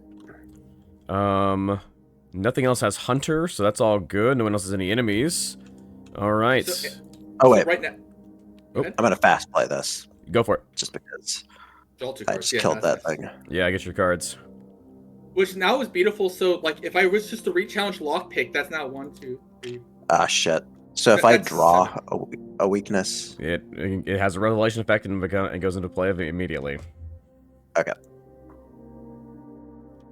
Oh, the man in the pallid mask. Okay, that's actually kind of good. So he will spawn furthest location away from all investigators. We are pretty well spread out. I mean, technically, isn't Hidden Libraries farthest from everyone? It's not connected to anything. You're right. He will spawn in the hidden library. So I'm sorry. My plan was going to go back to being what it was before, because I'm going to go deal with the man in the pallid mask. That's fair. The best part is when you repassageway, you could technically use that to move into play either one Into of the other libraries locations, afterwards. yeah. I didn't want to move into where you're at right now because of the locked door, but Exactly. and I can even shortcut for free, so because I drew that on this turn. It is upkeep phase though, so make sure you upkeep yourself and draw your cards and whatnot. All right. And then we move into the mythos phase. Are you kidding me? I pulled Drawn to the Flame again. And that's not bad. Alright, starting with Ukulele, drawing encounter cards. Yeah, so, well, first off, yeah, we don't advance because we're at 6. It does not... Yeah, we're only at 6. It's 8 Yeah, is where it advances. I'm just saying we don't do that, so it doesn't really matter what we draw here. It's not going to advance. Yeah, it won't advance this turn, which is good because we just drew King's Edict, so we are going to put a clue... Wait, doesn't King's Edict say it can advance it? No, it does No, not it does say not. that. Okay. So for each cultist, move 1 clue from that location onto the enemy. Anything gets moved onto them because of that becomes a doom. So we just added +2 doom. We will not advance as long as we kill at least 1 cultist. Otherwise, we will. Next turn. All right, yours is done. Oh, actually, we'll probably put this out here to make sure people know. Every cultist is +1 fight this turn. Per doom on them. Fight, per. Ugh. Yeah. Fuck me.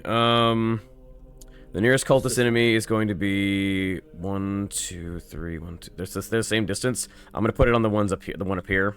Actually, can you handle this guy being 4 doom on him?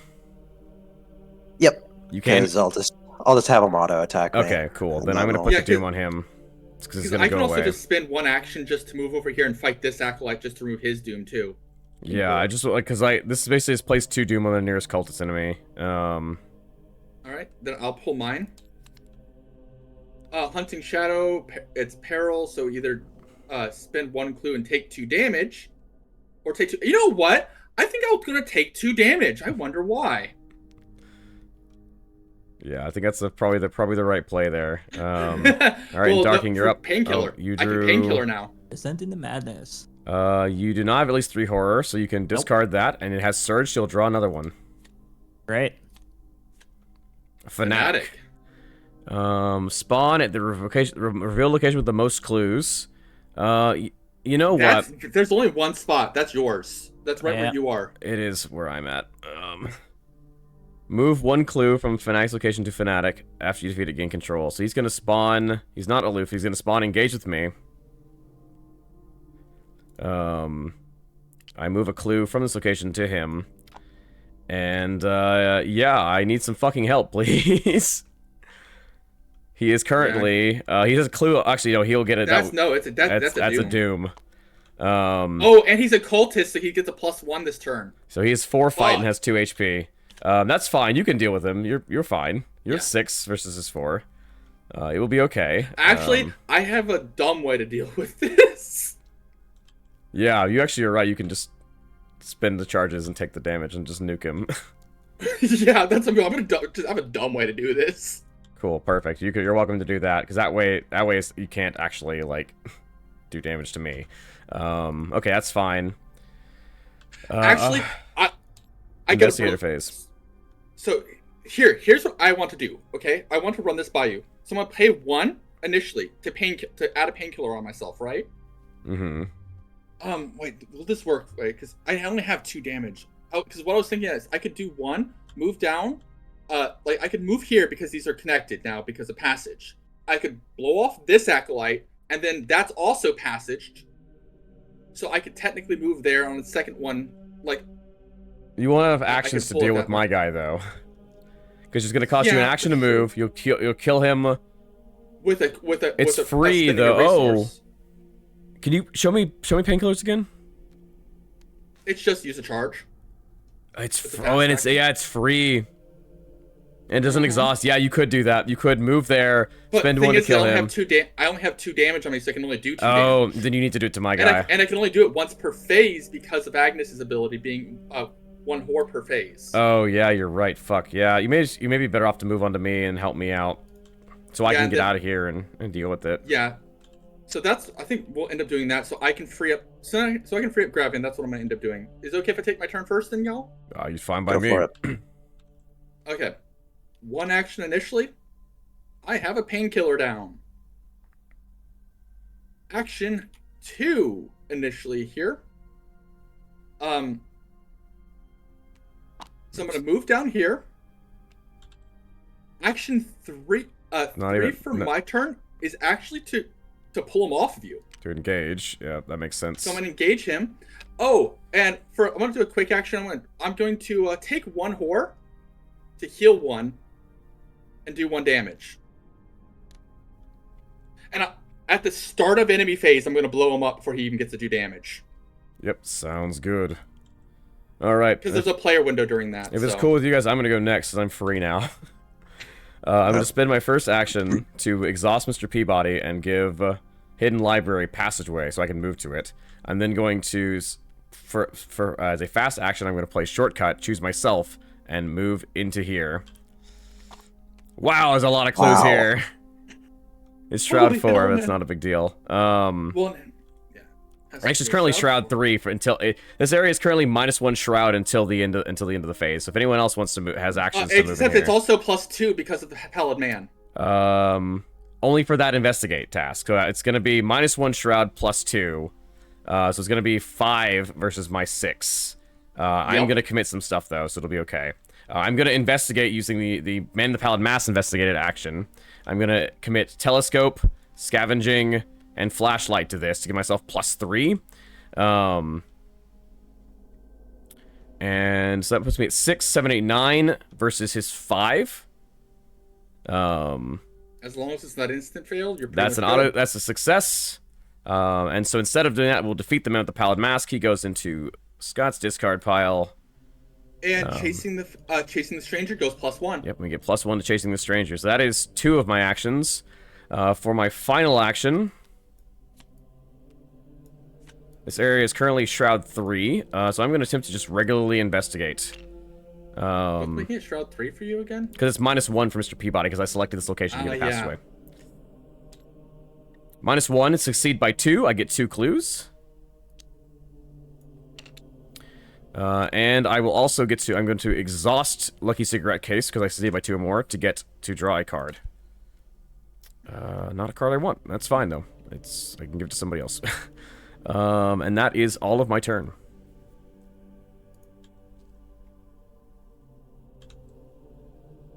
All right. Should note that Hidden Library is connected to all their passageways until the end of this until the end of the upkeep phase, and is currently -1 Shroud at this location. That unfortunately, Historical Society over here is not a freaking passageway. But yeah, I mean, it's not a big deal. Like, getting stuff there and then moving into one location that is should be fine. Oh yeah, so he'd have to spend like the libraries and Peabody's office are the only other passageways. Yeah, I mean, there's 3 of them, so it will cost two movement to get over there, but that's not as big of a deal. So technically, it'll be 3 movement in order to get here from most people's locations. But that's not a huge deal right now. I mean, Ukuleles knows what he wants to do. Darking, do you have a set actions you want to do? I'm just gonna search, and then I guess I'll start moving towards the library if I need to. Sounds good. Cool. Then you guys can decide which one you want to go first, and just kind of both know what you want to do. I can go. Yep. So whenever I move into this room, the acolyte's gonna get onto me, right? He will engage you, yes. Okay, and if I do Pretty much an anything. action that causes him to attack me, Okay, the whatever- extra gonna- doom doesn't do anything, right? No, it Besides, increases. just It attack me. increases his. No, it increases his combat for the Yeah, turn, but not doesn't his increase damage or his health. Okay, cool. All right, and then I can use a Quina's ability to still Yeah, kill to him. just negate the damage Yep. and kill him. Yeah, so that'll work. All right, so the first thing I'm going to do is I'm going to fast play Trusted, which I'll put in here. Oh, wait. Why is your attachment helper not fucking? Well, I guess I'll leave it over here then. There you go. But I'm gonna. I don't know why that won't. There we go. I don't know why that's there and won't let us move it, but. All right, so Quina has 1 extra health now, basically. First action, I will move into there, which will cause Acolyte to engage onto me. Okay, that was first action. Second action, I will put on my leather coat, which will cause him to attack me. And I will exhaust a Quina to reflect that onto him. Yep, they take the 1, and then that'll kill the Acolyte. And just remove So 4 doom from the board. Okay, Wait, there's 2. that should have been 3 doom. 4 doom. He had 2. He had Oh, yeah, he had 1 4. plus 1 plus 2, so he had 4 doom on him. Which means we're still 1 doom short of advancing, which is just barely worked out. We're not. We're actually less than that. It was because 2 remember, doom the short of moment advancing, which is great. Right. Well, yeah, because once the moment it hits enemy phase, You're gonna kill right after him. Yeah. Hunter movies go, during that player window, the dude dies. Yeah. I guess my final action, I'll just use emergency cash. Sounds good. Get 3. And that's the end for me. Dude, I like being useful this time. Last game that was bullshit. I got nothing last game. Yeah, the I feel game you, gives and man. game takes away. Yeah, there's just like I feel like last scenario. So Ukulele and I did some testing of a deck that I'm working on for our next campaign months down the line. Something I want to play. And as we tried out one of the first scenarios from the Dream Eaters campaign, which is actually split into 2 little mini campaigns that you play with. Basically, if you play it as a full 8 scenario campaign, you actually run 2 different decks per player, which is kind of interesting. And that first scenario gave us Ukulele. Do you remember how much experience we got from that first scenario piece? It was like over 10, wasn't it? Yeah, we or got something? 10 experience each on that first scenario. Jesus. And so like it feels like seeing him we got 2 to 3 last session was like it feels so fucking bad. Maybe this one will give us a ton. We'll see. We can only hope. All right. I guess Darking, you're up. Yeah.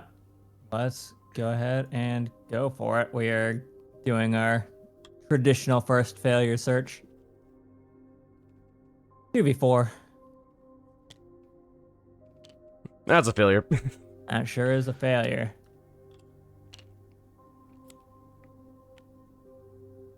You don't have to pick. You can just literally just mouse over. You don't have to pick it up to tap it. Yeah. You wasted Nice. 0.3 seconds. You're not being efficient. You're not right. being You're optimal. right. Yeah, we're going again. Good old 2v2. Or you could actually use old keyring here. Yeah, I should use an old key ring here, shouldn't I? Yeah, because if you, Yeah, I if you do should. that, then Yep. that's just a free. Then Yeah. you're gonna rip off 3 clues off of it. This There we turn go. alone. And that will get you a clue. I have successfully investigated by 2 or more. Yep. So, scavenging goes off. Yeah. Item card in my discard pile. So it should hopefully be a lot of those because you have a large discard pile. Correct. Specifically, it's an asset card. And just an item. It Item. doesn't have to be an asset. It just has to have the item tag. The Gotcha. same spot that scavenging says talent. How do you? By the way, how do you actually search through a deck set? If you right click it, there's a search option. Yeah. Right click and then search. You can also okay. press search. There's a search helper up here next to your like basically next to your stuff. You can put a note. You can search if you say you want to search the entire thing. Just look at how many cards in your discard pile. Isn't that search your deck, not or? Oh, this is search your deck. Yeah, not discard pile. For discard pile, you just right click on the discard pile and there's a search option. Okay.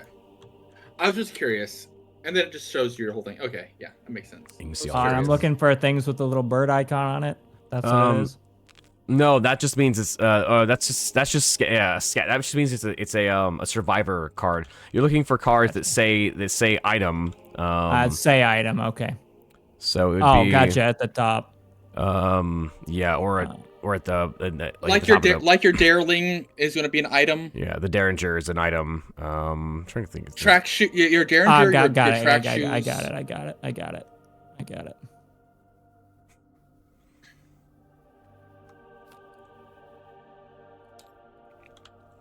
Great. Number 2. Did I grab the clue from that already?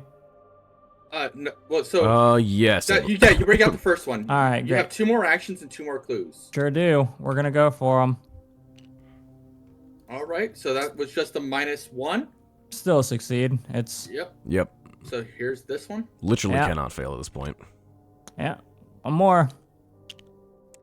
Hey. autofail. Send it on over. Enjoy your fourth clue. We are chilling. That's me. I was just making a nice little stack with it for you. Oh, I just thought of the worst fucking joke imaginable, and I'm not gonna say it because it's so bad. Not because it's like terrible, but it's because it's not funny.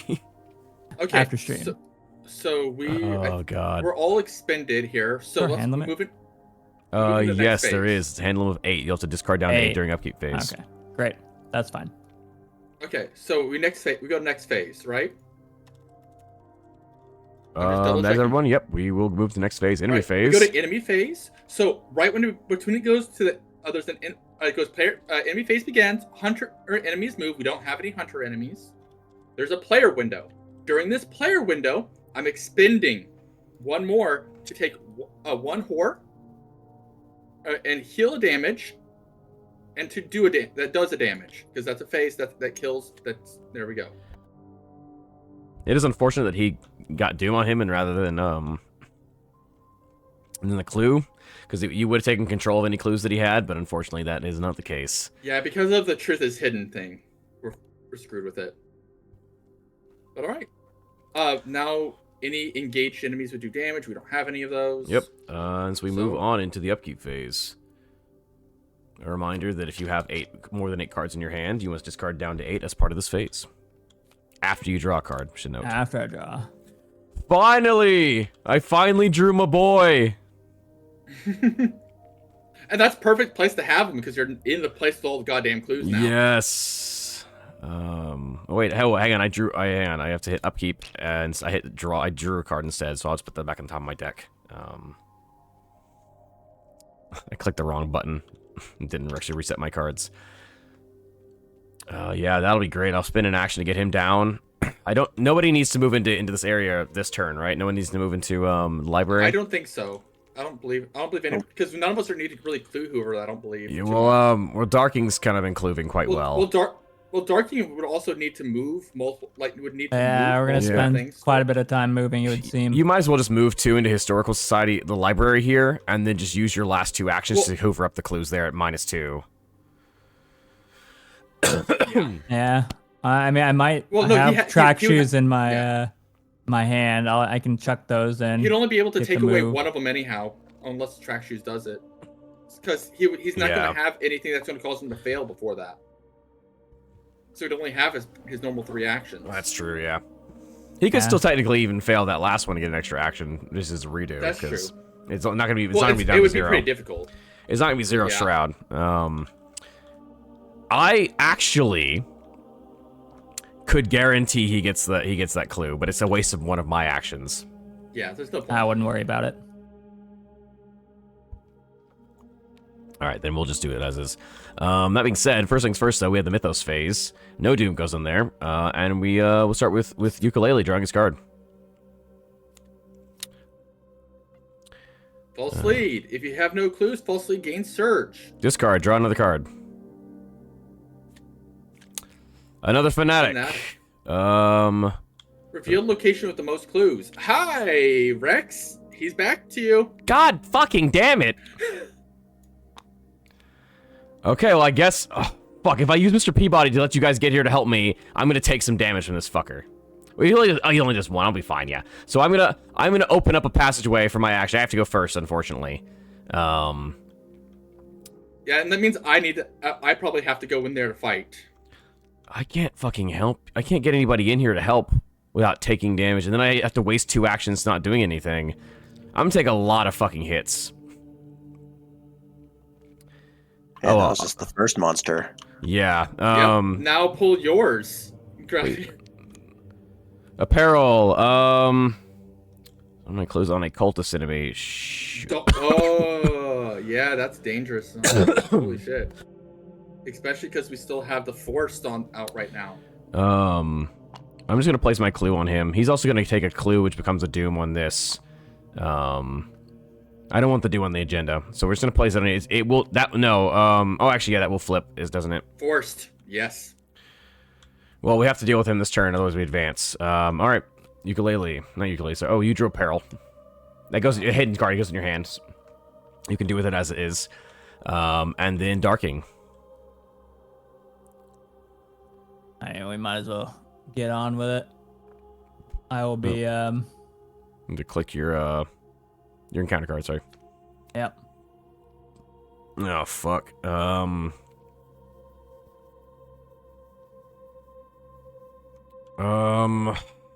So my question for you is, can anyone else get into Gravian's room? I'm not gonna be able to go in there and deal with that dude right this turn.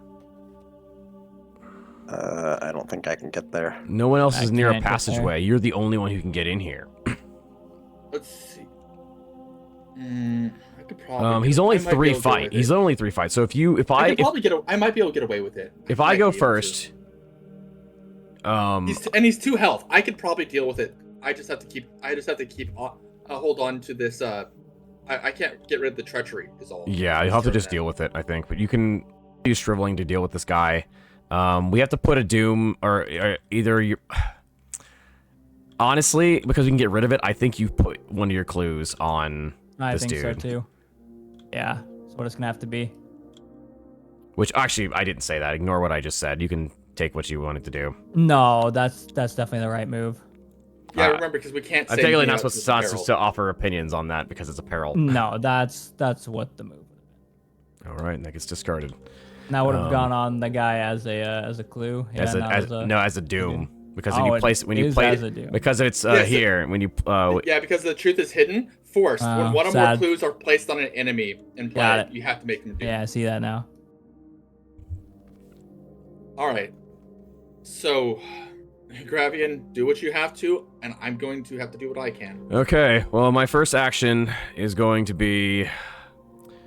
Does anyone have any feat they can give to me? I'm gonna give myself +1. I'm gonna attempt to evade him. I do not. Yeah, I can't do anything with it. Any amount of feet would help. I can give you one. Can't do anything even if I Yeah, wanted please. to. I don't think. That will get me up to 6 versus his 3. There you go. Perfect. Okay, 6 versus 3. Elder Sign is a +2, so that is a success. I'm gonna evade him.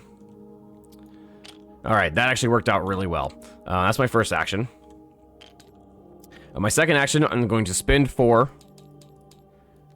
to play Dr. Milan Christopher as my ally. He'll give me a permanent +1 in my book. And then I'm going to spend my third action to exhaust Mr. Peabody and name this location here, Historical Society, as the passageway. Sorry, no. I'm going to name the Hidden Library as a passageway. Well, I almost fucked that up. Hidden Library is a passageway, so you can now move between the 2 locations, and it's -1 shroud. Okay. So here's what I'll take my set here. Okay. First action. Move down in here. Perfect. Second action will be to go ahead and fight him because I don't have to engage him. Yeah, you don't have to engage him. Because of this. Double check this. All right, I'm gonna use Charge on shriveling. So it's I am doing a 6 versus his 3. Can you commit anything to make that guaranteed? I think I can, but let me see. So it's 6 versus 3. I just pretty need much +1 can brain. unless I auto fail. I can guarantee it unless it's auto fail, but I have to wait because it's a fast. Well, if you just commit No, it. I have a fast that I have to fail to succeed. have Oh, lucky. I see. Okay, yeah. Okay, that makes sense. So we're gonna go here. It doesn't matter. It's still -3, successful. He'll take 2 damage and die. and that removes him all out. Hang on, So, I'm just gonna do the easiest way and put him back here and say, bam, you're gone. Cool, and that removes 3 doom off the agenda. yep. So that was 2 of my actions. I still have a third action. So what I'm thinking, I want to do in this one here is draw into the flame again out of this spot. Because, like, yes, it pulls out of the encounter deck, but then it discovers 2 more clues. Yep, go for it. So, spend my third action. We'll do this. We'll see what we get out of it. God, Jesus! Oh, that sucks so much. Well, you're still gonna get clues at least. I'm gonna need so many actions. This is gonna suck. Well, luckily enough, this is now an area that does not have the most clues on it anymore, so those guys can't spawn here. Or if they can, but we have other options. There's 2 other places that have 7 clues. All right. Yup, that's Okay, all. man. We're back down to 6 dooms, so we're prevented from Advancing. moving the Yeah, agenda. we've been very lucky with how this has worked out so far. I think having 2 people who ended up getting combat ready really quick off the bat saved our ass. Yeah, for sure. Having you get drawing a spell in your opening hand and ukulele with the fire extinguishers helps us loads. But that being I said, started with both baseball bat and shriveling, which is pretty much means acolytes were never an issue. Yeah, right. you actually get to play your class. That's crazy. I know. All right. So but yeah, which armored or darking is gonna be one of you 2? I can go ahead and go. This will be Okay. quick. I'm spending my first action to purchase myself some track shoes. Quality. We are Shoe buddy. increasing our shoes by 1. Crazy to follow it up. Action number 2, we're moving, and we will take that the test. Alright, so test 5 versus 3. 5v3. No, pretty it's easy. actually 5v1 because it's a -2. Oh, No. you're right. Yeah, Quick learners. That's on my third action. This it is your is. third It action, is. isn't it? No, this is Number 2. technically during his second action, so he'll be. Yeah, this it'll is just- number 2. Oh yeah, that was. Yeah, so yeah, it is 5v2. Okay, great. Cool, another free move. Funny enough, because you now have that, you can actually break down a locked door very easily too. Yeah, it definitely helps. Yeah. Yeah, so you get a free move. I assume you want to move there, and you have 2 actions left. We're searching. He never failed his first action. Correct. I've not failed an action. I only have 1 action remaining. Oh, you're right. You're right. You only have 1 action remaining. Would it not be better for you to move into the library? It's probably better you stay out there for now, because I can always open it back up with an action. Yeah. Yeah, and we're at 8, so we need to rip up 4 more clues. Yeah, 4 clues. Well, in I've the- got- Actually, I have 3. He has in my 3 of pocket them. here. no, move over here at this point, because what's going to happen is next turn that we can allow Gravian to eat all of the clues for his turn. Well, That'll sure, put us to yeah. 12. So then I'd be moving here for my first one. I succeed my check and it takes me in there. No. You can just auto move. Right now, there's an. This open is a passage. passageway. So I got you. So I'm taking my last turn to move. Yeah. Again. It doesn't Yeah, move. great. It's the passageway is from anywhere with passageways, which is either library, Right. so these 2, or this one up here. Yeah, I lost Right. track of which ones are And that right now passageways. means all 8 of our clues are all in this room. Yeah, we're in there. Yeah, and so we should be able to And advance if next something turn. spawns in here, I can fight. Yeah, we have a fighter. Honestly, my next draw during upkeep phase, because I accidentally drew it ahead of time, is a card I can use to fight with my book. So that will help. Yeah, pretty much. First turn, unless we have anything crazy we have to deal with, Gravian will go first. See how many clues he could rip out, and if he get to 12, we advance. And Yeah, I move mean, I'm on. at 7 versus 4 right now baseline, so it shouldn't be too bad. I can actually Mr. Peabody for an action and guarantee. And just rename it to name it to 3, which it could be worthwhile depending. We need 4 clues. I have to use all my actions to get 4 clues. I don't have any Yeah. deductions. I do have a liquid I found in my pocket. Oh if yeah, we now need to. honestly, we could have Yeah. you go first and we'll just advance. Like if you can guarantee you get 2 plus the 2 you get for being. Oh, actually, maybe you get 2 and then I'll grab 2 on my turn. We'll just split it up. That'll make it easiest. But first things first, we Yeah. have to get through The enemy phase. There are Yeah. no enemy. Actually, no, not even the enemy phase. Hang on. Ukulele's not gone yet.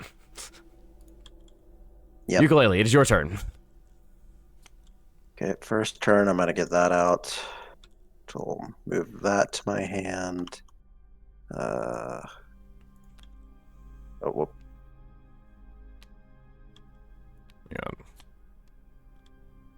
There we go. Thank you. No props. Okay, so that was one turn, and then I'm just gonna move to here, so that I'm kind of ready for anything. Sounds good. All right, now we move into the enemy phase. The only enemy on the board doesn't do anything. Upkeep phase. Reset yourselves to draw your cards. Zana, make sure your upkeep. Yep. Okay. And then we'll move into Mythos phase, starting with Ukulele's encounter card draw. Uh-oh. Hidden card for you. Okay. Mine. I do not have at least 3 horror, so that is discarded, and I draw another. I got another fanatic. He spawns on the air with the most clues. You know. dump him up here. Dump him up here. We don't really need to screw with him. Hang on, I'm sorry. I'm looking at this place. I just want to double check. Hey, go easy. What up, my dude? I just want to. He has to either go here at this library or up here with this other acolyte. Oh, I would almost say just dump him before back. we advance, we need to clear this place. There's 2 victory points in the hidden library. I bet we put him like right fucking here. He's not. He doesn't move. He just sits there and he gains a clue, which becomes a doom. As long as we don't put one more doom in the agenda, we're fine. I was gonna say just maybe more. Wow. I would say put him up here instead. Just totally out of the way. The reason I think here is so that in case we draw another enemy, he's very quickly accessible to Ukulele to go and fight. That's fair. All right. Your draw, Zano. Please, please just don't be another. And this is exactly why. So we place that doom on the fanatic. The near. He is technically the nearest cultist enemy. No, technically, none of them are. They're all equidistant. You have to place doom on a cultist enemy. Actually, I know, but they're all equidistant for me. Yeah, so we can just pick one. But I think we want to put it on him because he's in range to be killed by Ukulele. Okay, I guess he's already revealed his. So yeah, we'll do that. So yeah, we'll put it over there because he got a Wizard of the Order. At the end of this phase, we'll place a doom on him. Okay, so he's gonna have to die. He spawns at any empty location. Shit. So Well, he can that go, doesn't leave us a bunch of options. Here, you can just drop. Yeah, it drop would him have into to be the Quiet halls. Halls, wouldn't it? No, you. No, technically we should put him in this is historical. valid, this is valid. We should put him in Historical Society, the top floor one, Why is that? because Ukulele can pull him later to fight him because he needs to die True. fast, and that will save him in action. Well, Because basically, I'm gonna tell you this. I pulled Rite of Seeking this turn too, so I can now start hoovering clues out of here too. okay, so we just We're need to going get to rip clues. we need to get 7 clues this turn and advance, because otherwise the agenda is going to advance and we might spawn some nasty shit. And I will say I've looked at the set aside cards, and one of them is unable to be damaged during Act Phase 1 or 2, which we can damage. We're in Act Phase 3, so we can still damage him. That won't be a problem, but he is 20 HP and he's nasty, and if we can avoid him, that's ideal. He does give 2 victory points, admittedly, but Yeah, I don't want to deal with it though. yeah, it's a lot of HP to chew through, especially when you only have 1 shriveling charge left. So yeah, I think. And I haven't hit my other, and I haven't. Well, and this is my level 1 shriveling. I think I have a level. I have my. Oh, I haven't done level 3 shriveling, have I? I neglected against it. Yeah, I think you decided against that. I will double check though. Ooh. Yeah, I did. I held against it because shriveling's negatives for level 3 weren't really worth the boost. Yeah, I think you jump up to the next higher, level 5 or level 4, whatever it is. Yeah, no, I'm you do actually have a level 3 shriveling in your deck. Oh, I do. Do I? Huh. Yep, you still have both of them. Oh yeah, I was gonna do 1 level 3, 1 level 5. That's what I was gonna do. Yeah, it's your saving experience. All right. That being said, that is all of the Mythos phase. As we move into the Investigator phase, it will advance next turn if we do not kill at least this guy here. I should be able to. Oh, with hang the on. engages on me. We have missed something important. This doom has to go on this guy at the end of the Mythos phase. Mhm. And that'll put us yeah, at it's at 10. 7. That'll put us at 7. So we have to kill this guy in order to drop us down so we don't advance. I I guess we'll start by hoovering up clues first, and then ukulele if you want to go last so you can cover us in case we fail. I mean, technically, Rite of Seeking does let me use my mind, and I am at 6. But do we want to open that up and just lower down the that freaking lower the shroud by 1? Peabody, reduce the shroud. Yeah. That'll make it easier for everyone that's about to try to hoover clues. Yeah, I think I'm gonna waste that. I'll go first. I'm gonna waste that action. I hate to do it, but we're gonna exhaust Peabody and name here as the passageway, and that will lower this down to a shroud 3. I'm then gonna spend another action to investigate. This is gonna be a 7 versus the 3, which is gonna succeed. And that's a -2. I succeeded by 2 or more, so I'll gain 2 clues. And then I'm going to spend my last action to investigate at a 7 versus 3.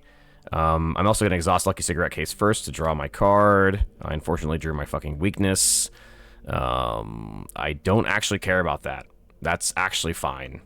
Because it's not going to be around very much. So investigate 7 versus 3. Elder Sign is a +2. +2.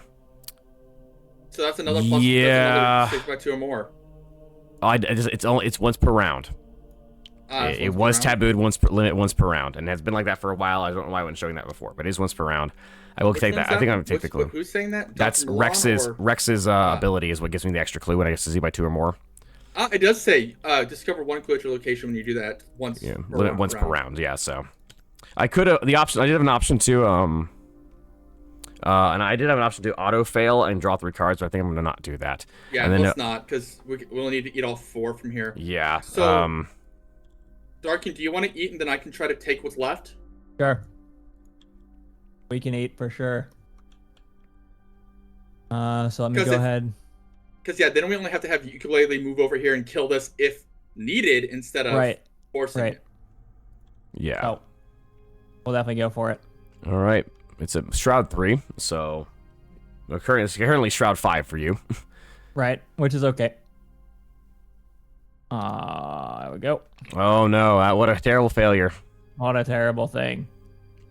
What are you doing? We need those clues. We'll get them, don't worry. I'm just memeing you, man. I know what's going on. Yeah.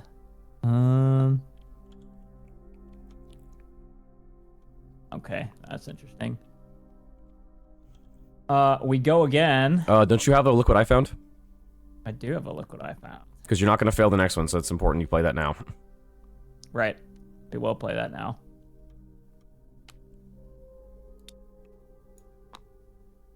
Two clues. This is like 2 or less.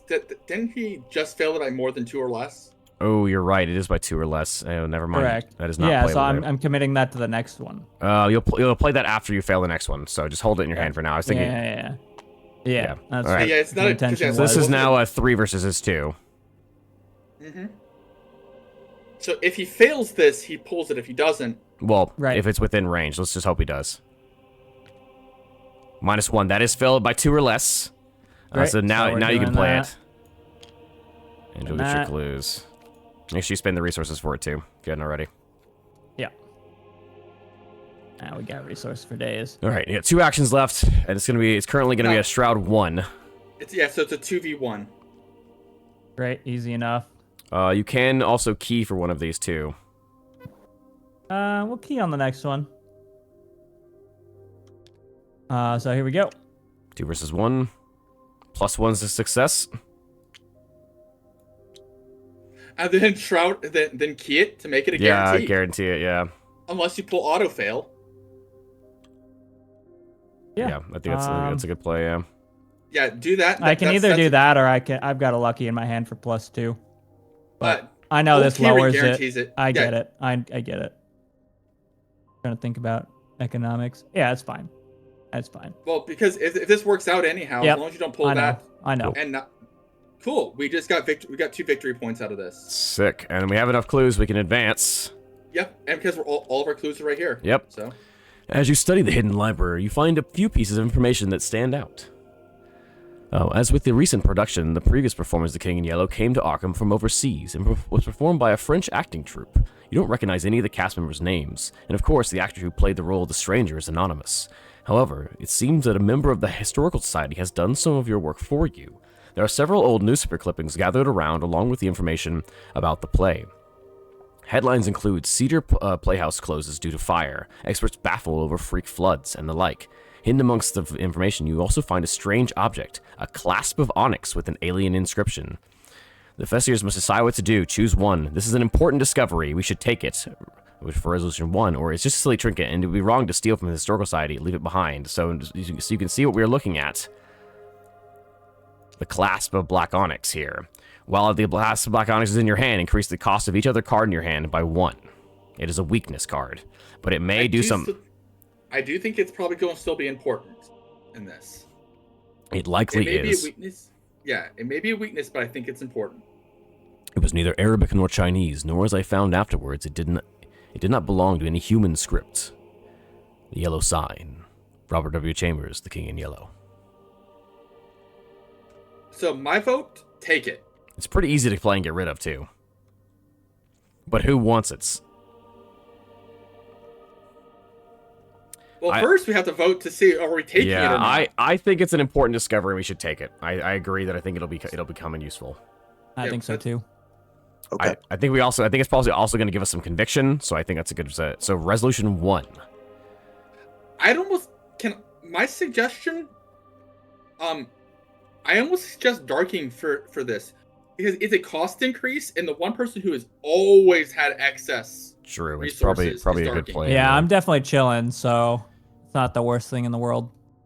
Like this time, I happen to have a lot of resources because I just happen to be able to pull out my stuff early, but I normally am just bending out. I'm normally bending over backwards at 0 to 1 resources. All right, Resolution 1. There are no coincidences when it comes to the King in Yellow. There is no doubt in your mind that the object you found is important. You've decided to take it with you before continuing your investigation.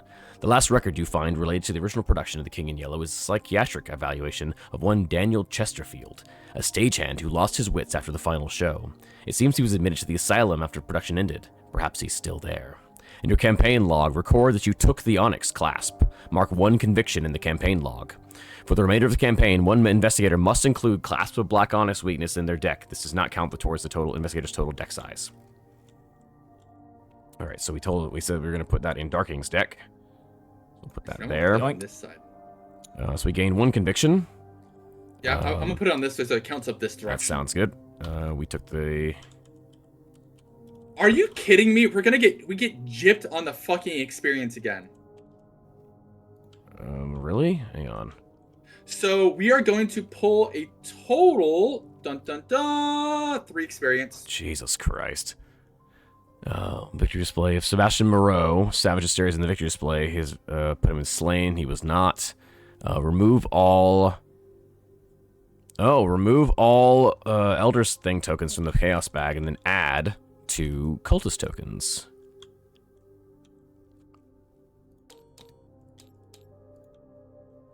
Well, that will make things potentially easier on us.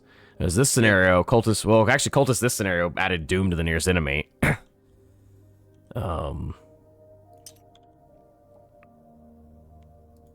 it goes. We can reset the Doom there as well. All right. Why are we getting so little experience? I don't know, because like the I shouldn't be checking this. Skip the same thing works for that. Set aside the possessed oath speaker.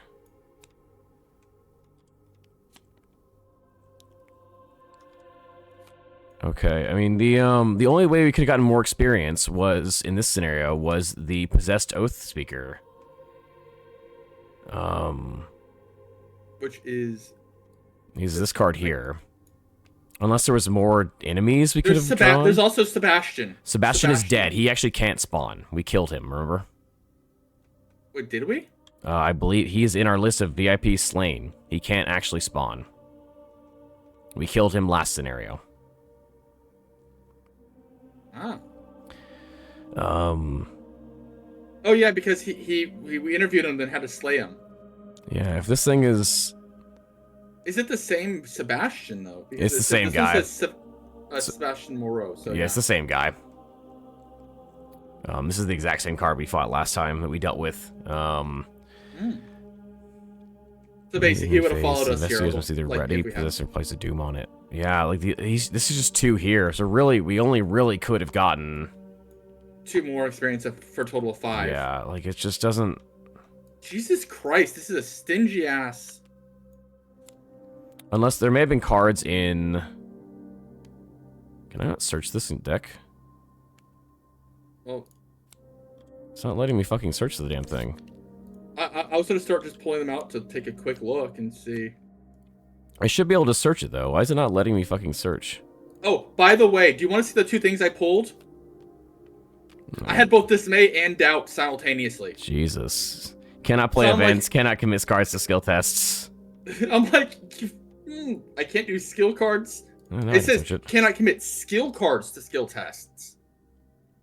I could still drop like an asset card against the skill test. But I mean, like I couldn't use things like guts. No, and there aren't any enemies with victory points on them in the deck. This is a stingy ass fucking campaign. How is this? God, this is super fucking stingy. Was there a better resolution that gave us more experience? Well, the other resolution also gave the same number. Same with Resolution 3. Resolution 3 was the one where you kill the monster. You get +1 bonus for Resolution 4, which is where you fucking run your ass away. Or everybody dies.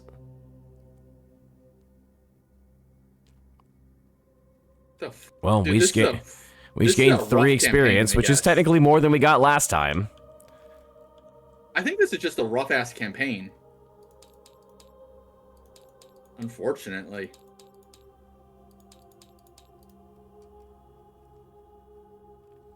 Alright, that being said, I have 4 experience, Yooka-Laylee has 6, Zano has 3, and Darking has 4 experience.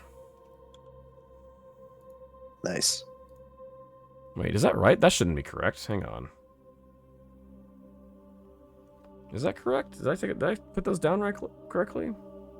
I think you did because you had left 1 experience for yourself. No, it wasn't. It wasn't. Yeah, that was what I was concerned. Oh, never mind. I see. I misread you. I have your deck up, and that's what I was concerned about because it says you have 2 available experiences. You spent 2, but it's because you spent 2, which is why you don't actually have 2 available experience on there. Who, me? Yeah, because it says your available experience for that version of the deck, and then it says how much of that you've spent down below it, and I just didn't read it right. That being said, guys, that was a very short session considering. But I feel like we did pretty well.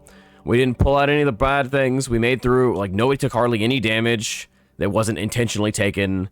Like we flew through. We got as many victory points as we could. Well, yeah, without having to take on the big badass. Yeah, the big monster we didn't have to fight because we never actually got to the point where he spawned. Like. We were able to, because of the way the game, like the turn order works, we were able to deal with it very effectively without any problems. I think right now it's the fact that we actually have 2 fighters who can be quite effective and are effective against different type of enemies too. And yeah, especially the fact that we can deal with things on enemy phase with retaliations. We both can retaliate. So it's not just, oh, we can fight. It's like, no, you hit us, we hit back. Yeah, I'm kind of hoping that that we start to ramp up a bit in terms of overall experience because it's just sort of. And you know what the worst part is? I'm not even drawing things in my own deck to let me do that for give us more. The bonus we would get from delving would have been huge here because there wasn't that many actually bad cards in the deck. I'm hoping that because we left a bunch of those VIPs alive, we'll have some more opportunities going forward as they start to spawn in to fight. Because there's only currently Sebastian, Constance, and Ishimaru are all dead, but the rest of them have lived. Yeah, and we interviewed Jordan, while he's still alive. He's still alive, so we may come back as a monster, which means he'll give us victory points, which would be the ideal scenario. I'm almost starting to think that killing them early on was not the play. I don't know if they didn't give us victory points last time, did they? Nope, they did not. Which means that them showing up later on is going to give us victory points. It's probably where a lot of our victory points are going to come from. Oh, well, that being said, Next, So did this Sebastian have victory points on him? he did have victory points on him. Yes, he has 2. But No, also no, last no, time he doesn't. He actually used victory 0. Yeah, I think they all had victory 0 before too. Yeah, so never mind. Him.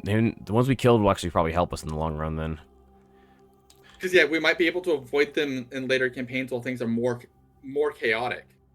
I mean, that would be the ideal scenario, I think. That's definitely not the easiest thing. That being said, though, let's go ahead and take a quick look at the next scenario. Scenario 4, the unspeakable oath. If the followers of the sign have found the way forward. What was that? Okay, that's for... Okay, we don't... Otherwise, skip intro 1 and go to intro 2. Over the course of the next... Let me just zoom here. Over the course of the next few days, you delve into evidence you've collected, hoping to find any information regarding Daniel So Chesterfield. you're supposed to start up on intro 1, right? We skip it, though, because the followers of the sign have not found the way for us. So then we skip to intro 2, so we start here. That's where I'm reading from. Not 3. My mouse is there, but I'm reading above it. Okay. I just have to have the mouse out of the way. Over the course of the next few days, you delved into the evidence you've collected, hoping to find any information regarding Daniel Chesterfield, a stagehand during the previous performance of The King in Yellow. As far as you can tell, he's the only surviving member of that production's cast and crew. The rest of them, that is, those of whom you can find any records of at all, disappeared or died soon after the opening night, in a variety of fashions connected only by their morbidness. Freak accidents, suicides, vanishings. It would seem Daniel is your only lead if you are to investigate further. According to the records you found, he was admitted to Arkham Asylum many years ago. All documentation about Daniel's treatment, it seems to end there. You're unsure if he's even still alive. Perhaps he was cured and released. You're hoping to avoid this, but there seems to be only one way to find out. You collect your belongings and head downtown towards Arkham Asylum. Continue to intro 3. Ooh, and because we took the amulet, we get a different variation of Act 2. Oh, sick. Yeah, because so if you took the Onyx Clasp, you use the really bad ones V1. Otherwise, you use the really bad ones V2. I'm sorry, it came along between the phones.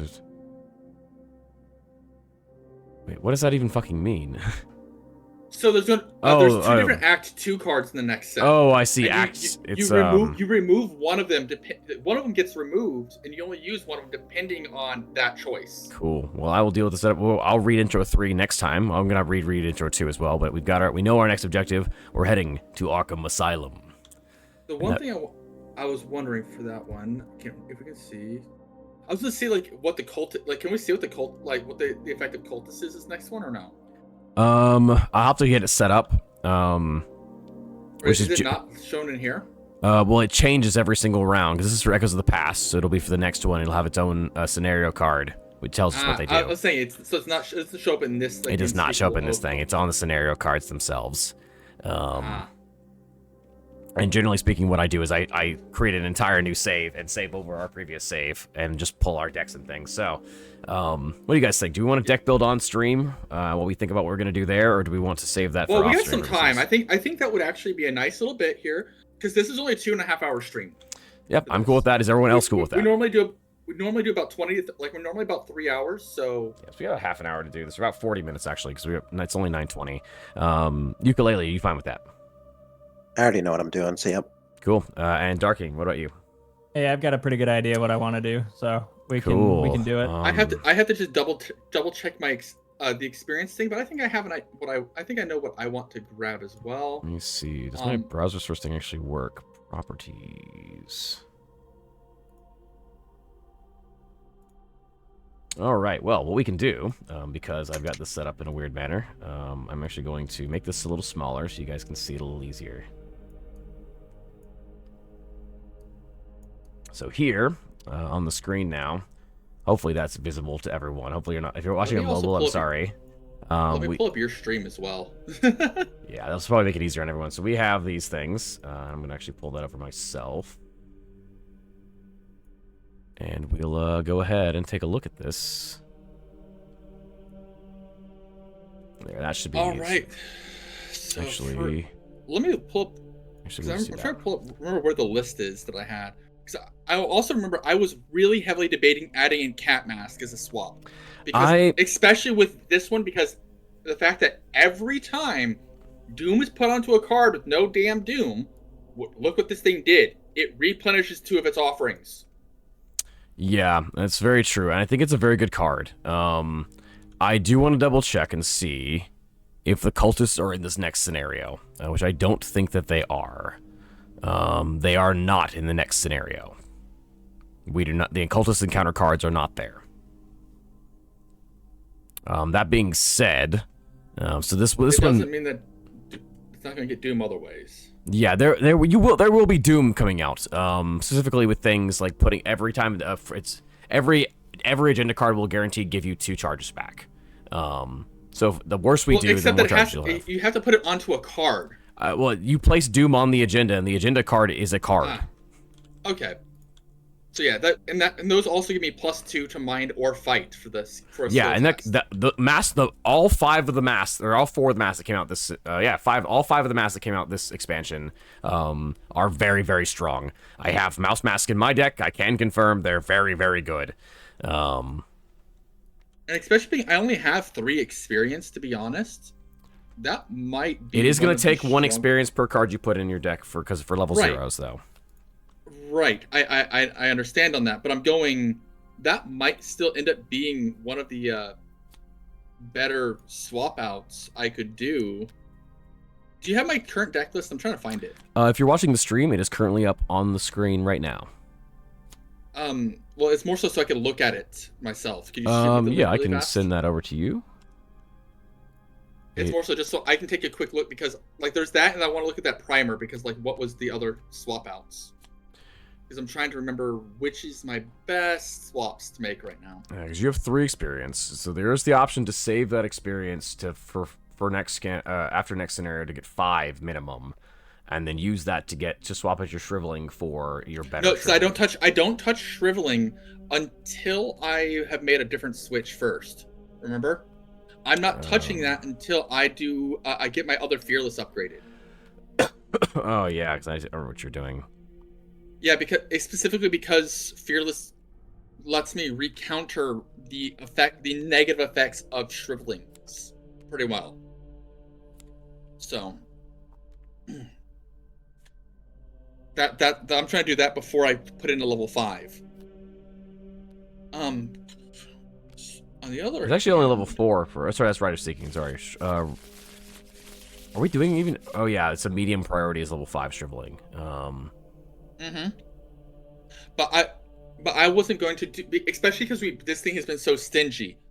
Doing level 3 shriveling it doesn't make sense to do. Another one of them. Then to also have to spend 5 experience again afterwards. Oh no, I was saying you say the option was to save the experience you have now until you get up to 5, and then just immediately jump into shriveling and get it 3 experience faster. But I need to get my other fearless upgraded before I touch that. Well, you could do that. That is fearless is only level 2, so you could upgrade your other fearless to level 2, and that would use up 2 out of your 3 experience. But what would I want to? What should I switch? Actually, would you think that maybe switching one of the baseball bats over for a mask would probably? I was going to say that. I think you drop a baseball bat for a single copy of Cat Mask. And I'd probably keep it as a one-off. I think they're very good, and having 2 of them in your deck is consistent, but I think because it's costing you experience now, they're not good enough to put 2 of them in. So that's what I think we're going to do. I'm going to upgrade my other Fearless to level 2 so I can start working towards level 5 Shriveling. And then I'm going to switch 1 baseball bat to the Cat Mask. Oh, right. Let me update the tab. Oh, we're not updating the taboo on this. Because that's going to affect someone's deck, and not anyone else's. So we'll remove a baseball bat. We will add another Fearless level 2. And then we will remove the Fearless level 0. And we will also add a a Cat Mask to your deck. Alright, and that is all 3 of your experience. Yeah, and I think that's going to be more consistent damage and recovery. And really plays well with this campaign because this campaign loves throwing out the Doom counters. We've literally had three in a row that have thrown Doom counters onto different types of cards, either being parts of the map or onto the monsters themselves. All right. Who would like? I know ukulele. You know what you're going to be upgrading into. How are you going to be upgrading your deck? I'm swapping out an enchanted blade for the Time Worn brand. So question for you: Would you? Are you sure you want Time Worn brand, or would you rather go chainsaw? Because I know we talked about this a little bit off stream. I'll go with the Time Worn brand. All right. Since it's one-handed. Says earn from the scenario. You earned 3 experience. You did not exile any cards. That should hopefully give us the right amount of experience on here. If it doesn't, I'll have to. Yep, there it goes. Available experience 6. And then you want to switch out 1 enchanted blade for Time Worn brand, leaving you with 1 experience remaining. Anything you want to do with that? Nope, I'll save it. All right. By the way, your stream is literally on my stream at the moment, so just because like you have the deck stuff, so it's easier to do it this way. Toss me a follow. Yeah, I'm cool. I promise. And by that I mean I'm not cool at all, and I'm losing my voice because I'm still technically a little bit sick, which sucks. Apologies for any of the rampant coughing you've likely heard where I did not mute myself in time. All right, and this is 12 XP.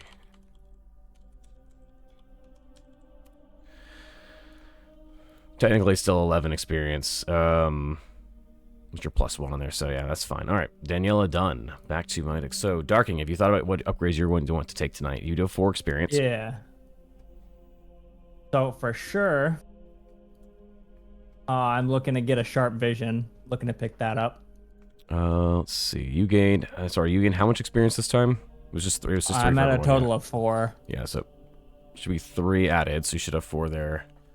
I'm gonna do like small amount. You said sharp vision. Sharp vision. What are you replacing with that? I think I have. I mean, I've got duplicates of a lot of things. I can only have 1 rabbit's foot equipped, yeah, and I've got 2 of those. True, but it's the consistency of drawing it, and especially if That's you get. true. I mean, let's look at our deck. Especially if it gets discarded off the bat, you definitely want a second one. Well, if it gets Yeah. discarded off the bat, that is what he has resourceful and scavenging for. Right, but yeah, it's still Right. you want. But if you don't have start with those anywhere near your hand, True, or they all get discarded. right? You want. I mean, more after consistent. milling my deck, that it's pretty likely that something will come out that we need. But let's see what else we've got duplicates of. So there is always the option, since you are not really doing any fighting at all, there is the option of getting rid of one of your Derringers. Another option is I've got 2 Peeps hanging out in my deck, and if we have someone else running one of those, That is true, Yeah. because only one I of you don't can have Pete on the really field need at a it. time. So yeah. right? Yeah. So I think I'll do that. So we'll drop 1 Pete Sylvester for what was that card again? Sharp vision. Sharp vision. Sharp Vision, thank you. So I had to delete it to pull Pete out. So we'll add a single copy of Sharp Vision. That spends 1 experience. You have 3 experience remaining. Yeah. And so how does upgrading cards levels work? So basically, we pay the experience cost for whatever the upgraded version is. So for example, we'll say, oh God, what is a good example here? Well, let's use my example. What happened in my deck? Yeah. So we'll pull that back up. Let me do that real fast. We don't need that anymore. So we Yeah, pull back you up. just had Agnes the other here. tab. It's your Oh other no, tab. that other tab was actually Well, the Well, updated. that's guy, the 'cause I priority, pulled- but that's still kind of help. Yeah, so basically the initial Fearless is a 0 cost card. Basically, you see here it costs 2 experience to upgrade for this Fearless level 2. So he just spent the 2 experience and replaced the original card with his upgraded version. Gotcha. And all the upgraded cards, they come with, you get better effects out of them, but some of the ones that have downfall, like negatives, you get a bigger negative out of it too. Well, it depends. Like, there's not really a whole lot of negatives in. So basically, Mystic is one of the few classes that has cards like that. So you don't see it a whole lot in That's Survivor. what I'm warning. Like I'm saying, like some of it that it does exist. Yeah, it's something like I'm that. saying Does, yeah, it's consistent. and sometimes though, depending on who the investigator is, those downsides are not actually downsides. Yeah. Cough, cough, Kohaku, cough, cough. Yeah. Yeah, so I mean, I'm definitely looking to upgrade something here. Well, there is things like you still have 3 experience, right? I got tons of experience, yeah. Yeah. So there's Rabbit's Oh, Foot level I'm 3. You could stupid. upgrade. You could. There's a Rabbit's Foot level 3. There is Yeah, that's a kinda what I Old was Keyring thinking. There's also Old Keyring and True Survivor. And there's True Survivor. What's True Survivor? Let's see. True Survivor. You can look at it's at the side deck, second Yeah, from bottom. I'm looking at it right now. It should be showing up Yeah. on stream right now. Although it's kind of hard to read. Return 3 innate skills from your discard pile to your hand. Innates you have are Gumption, Neither Rain Nor Snow, Resourceful, Sharp Vision, Take Heart, Unexpected Courage. Everything but Unrelenting is an innate skill. So basically what that would let you do is you pay 3 cost, and it lets you return 3 of those cards from your discard pile to your hand. So you can get back Resourceful, you can get back your Neither Rain Nor Snow, you can get back Gumption. That is an option. I'm definitely leaning towards upgrading the Rabbit's Foot here first. What does the upgrade Rabbit's Foot do? So after you fail a skill test, exhaust Rabbit's Foot and search the top X cards of your deck for a card, draw it, and reshuffle the remaining cards in your deck. X is the amount you failed by. So the more you fail by, the more cards you can search. It becomes a search instead of just draw a card. Yeah, so I actually get a choice on what I get Yeah. Pretty much, yeah. instead of milling out. I like that better. I'm gonna do that. All right, Yeah, so that's- we'll that's upgrade really one of good. your Rabbit's Foots. We'll remove this down to 1, and we'll upgrade you to one of those. And that is 4 experience. So you'll have 1 upgraded Rabbit's Foot and 1 regular one, so I guess your goal is to not get the basic one. Or even if you do get the other one, you can always just replace it. Yeah, I Yeah, can make it they're do accessory- until it Yeah, pulls they're out. accessory slots. You just play them on top of it. It's the same. They both cost 1, so it's not like you're paying anything extra to. Right. Yeah, it's like a worst case scenario. I can at least be off the ground while I mill my deck. Yeah, that's how I'm exactly. set with my That's how I'm set with my shrivelings. I either have the one that I pulled today, or I have the stronger one that lets me actually kick way more ass. But one of them lets me be off the ground. The other one lets me destroy. Yeah. And last but not least, a reminder for anyone, for the guys in the group chat, I know Stella says 15 experience because he got +3 from that initial card. He's not gotten some random experience we didn't know about. It's fine. Yeah, last but not least, my upgrades. So I'm going to have 6 experience here because I didn't, I'm going to have 4 experience here because I didn't spend anything, or spend a lot last turn. Yeah, last time you got 3 last time, and because of something, so you got 2, and you used 2 out of 3. So if we look at my notes here, so I should be switching out my flashlights for Ice Pick, so I can only get 1 of my Ice Picks right now. I like Ice Pick. Ice Pick is a good card. I just don't know how useful it's going to be because I'm trying to do it to twin hand magnifying glasses. I already have a copy of my backpack in here. Well, look, can I read Ice Pick? I'm just curious because I want to. Yeah, so Ice Pick is a fast hand. It takes up a hand slot, costs 1. It has a lightning bolt effect during a skill test while fighting or investigating. Exhaust Ice Pick and get +1 skill value for this test. If you succeed, you may discard Ice Pick to have this attack deal +1 damage if you're fighting, or discover 1 additional clue location if you're investigating. And basically, I would then use that and then use Scavenging to get it back on a different investigation check.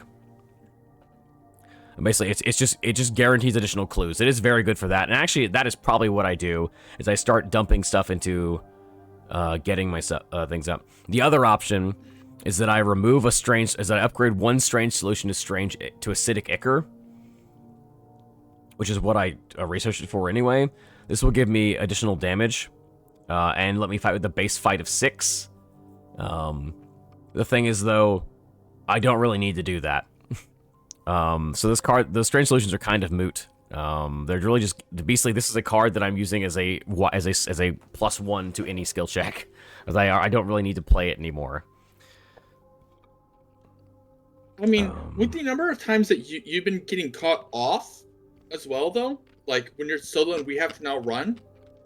Yeah, but maybe having the ability to just to fight back here or there might not be the worst. It would be scenario. 1. I already have I still have a copy of I've Got a Plan in my deck, which is let's let me fight back. I fight with my book, and I get I get +1 damage for each clue that I have, which most of the time is +3. So I still have that. So it's not like I have Okay, a. yeah, that's fair. That's fair enough. I don't need these. Actually, don't need to be in the side deck anymore. I think Ice Pick does sound like it's useful because that can let you rip out extra clues at this point still. So I think what I'm gonna do, I'm gonna take out 1 flashlight for an ice pick.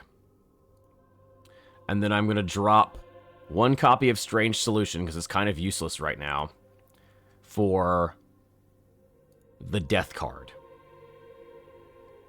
This goes in my Tarot slot. It costs 3 to play, and it gives me a permanent +1 book. If I draw the card when the game begins, I get to put it into play for free. Nice. So I'm going to do that. Mulligan bait. And that will give me just additional stuff, and that uses all 4 of my experience. It's kind of expensive to play otherwise, because it doesn't give you the resource generation that Dr. Milan Christopher does for only a single cost more. But it is a +1 book, and if I can draw my opening hand, it's just something I will hard mulligan for, basically. Yeah, that's what I'm saying. It's mulligan bait. Yeah, it's a good card. So I think that's what we do. And then next time, if I get 3 more experience, I'll switch out the remaining flashlight for ice pick. And then basically what I'll be doing is magnifying glass will be filling the slot while ice pick is out of my hand. And when I get ice pick back in my hand, when I don't have any clues left location, I'll be pulling magnifying glass back up into my hand so I can play down ice pick. So you can then double clue out from it. Pretty much, well. Yeah. And when you get a lot of your other stuff going, you could probably pull 3-4 plus clues out of that. I'm starting to think that having Pocket Telescope in this deck isn't as good as I was hoping it would be. What's Pocket Telescope do? I have not had a chance to. Basically, it lets me investigate at locations that are elsewhere. So I can exhaust Pocket Telescope as a lightning bolt to look at the revealed side of a connecting unrevealed location. I can look at an unrevealed location and reveal it, and it goes back over, but the clues we see on it are still there. As an action, I can investigate a revealed location as if I was standing there. So actually, that actually may not be as bad as I think. That could still be useful with the number of enemies that we're getting locked onto locations. The downside is that it takes a hand slot and doesn't give me any bonuses. Okay, now I get where you're coming from. Yeah, I see where that's the downfall here. And especially because you're fighting for your hand slots. So for 2 costs less, I can play magnifying glass, and that gives me +1 book while investigating. It takes no actions, which this does take. And if there's no clues in my location, I can return magnifying glass to my hand and free up a hand slot to put something else in there. Like, I just don't see a reason to use this. I may be switching these out for something else. I had them in the final deck, but I don't know if they'll stay there.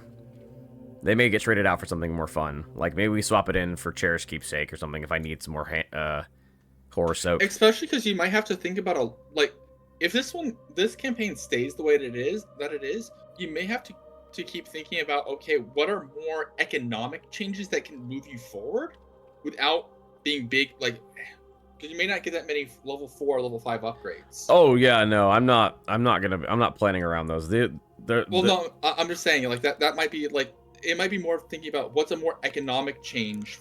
Yeah, and I do have some of those in the deck. Like I have another copy of Hiking Boots I want to get in there just so it's more consistent. I have this thing called Join the Caravan, which will be replacing Shortcut.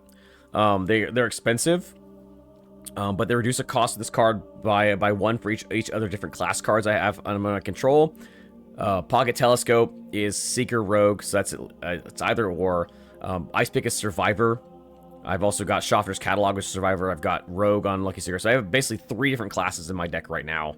So you get it down to 2. Get it down to 2. And then what it does is... and it lets you move to any revealed location. And it's a fast card, so it doesn't take any actions. I can move to any location I want to, even if it's connected across the world. Or... Technically, it doesn't say it has to be a connecting location. It can be any revealed location. So I could have, in today's scenario, for example, if someone else had revealed the hidden library, I could have moved there even without a passageway. Mm-hmm. Yeah, that makes sense enough. I think that's kind of the best path here, because we need to look at how can we be consistent and do as much as we can while not, because we're getting ripped on experience constantly. Yeah. So you don't get to get your big upgrades. So you have to make sure every little small upgrade is as meaningful as can be. Yeah, we are only 12 experience higher this campaign. Sorry, only 3 experience higher this campaign. 2 to 3, depending on who got the extra experience last session. We're only 2 to 3 experience higher this campaign than Ukulele and I were in a single scenario in the Dream Eaters. And we got almost all the available experience in scenario 1. It does seem very stingy. We missed 1 or 2. That was it. Yeah, it definitely seems very stingy. Yeah. That being said, since we still have a few minutes left. This definitely seems like a fairly difficult one. I do want to discuss. What do you guys think about making this every week instead of every other week? Wasn't it Ukulele who was? I think Darking originally said every other week. Yeah, I've got like pretty frequent conflicts on Thursdays. Yeah, no worries. Then we can still do every other week. Not a big deal. Just figured I'd check with that. I'm just excited to play. That being said, though, guys, with that settled, set in stone, we will see you all in 2 weeks on March 14th for the next Tabletop Thursdays. And that will then be for the next scenario. Let me actually turn off my Yeah, I'm gonna do this. Browser source. I'm gonna switch over here to We'll see you guys then for scenario 4, the Unspeakable Oath. Thank you all so much for watching. It really does mean a lot. And thank you all. We'll see you again, and tune into any other streams that you see from us, and we'd love to see you around. And Cameron, thank you for banning Sayonara. people. I appreciate that. Okay, thank you all so much for watching. It really does mean a lot. I love you all. Hug your loved ones. Spend time with your families. And I will see you all next time. This is Gravion and friends signing out.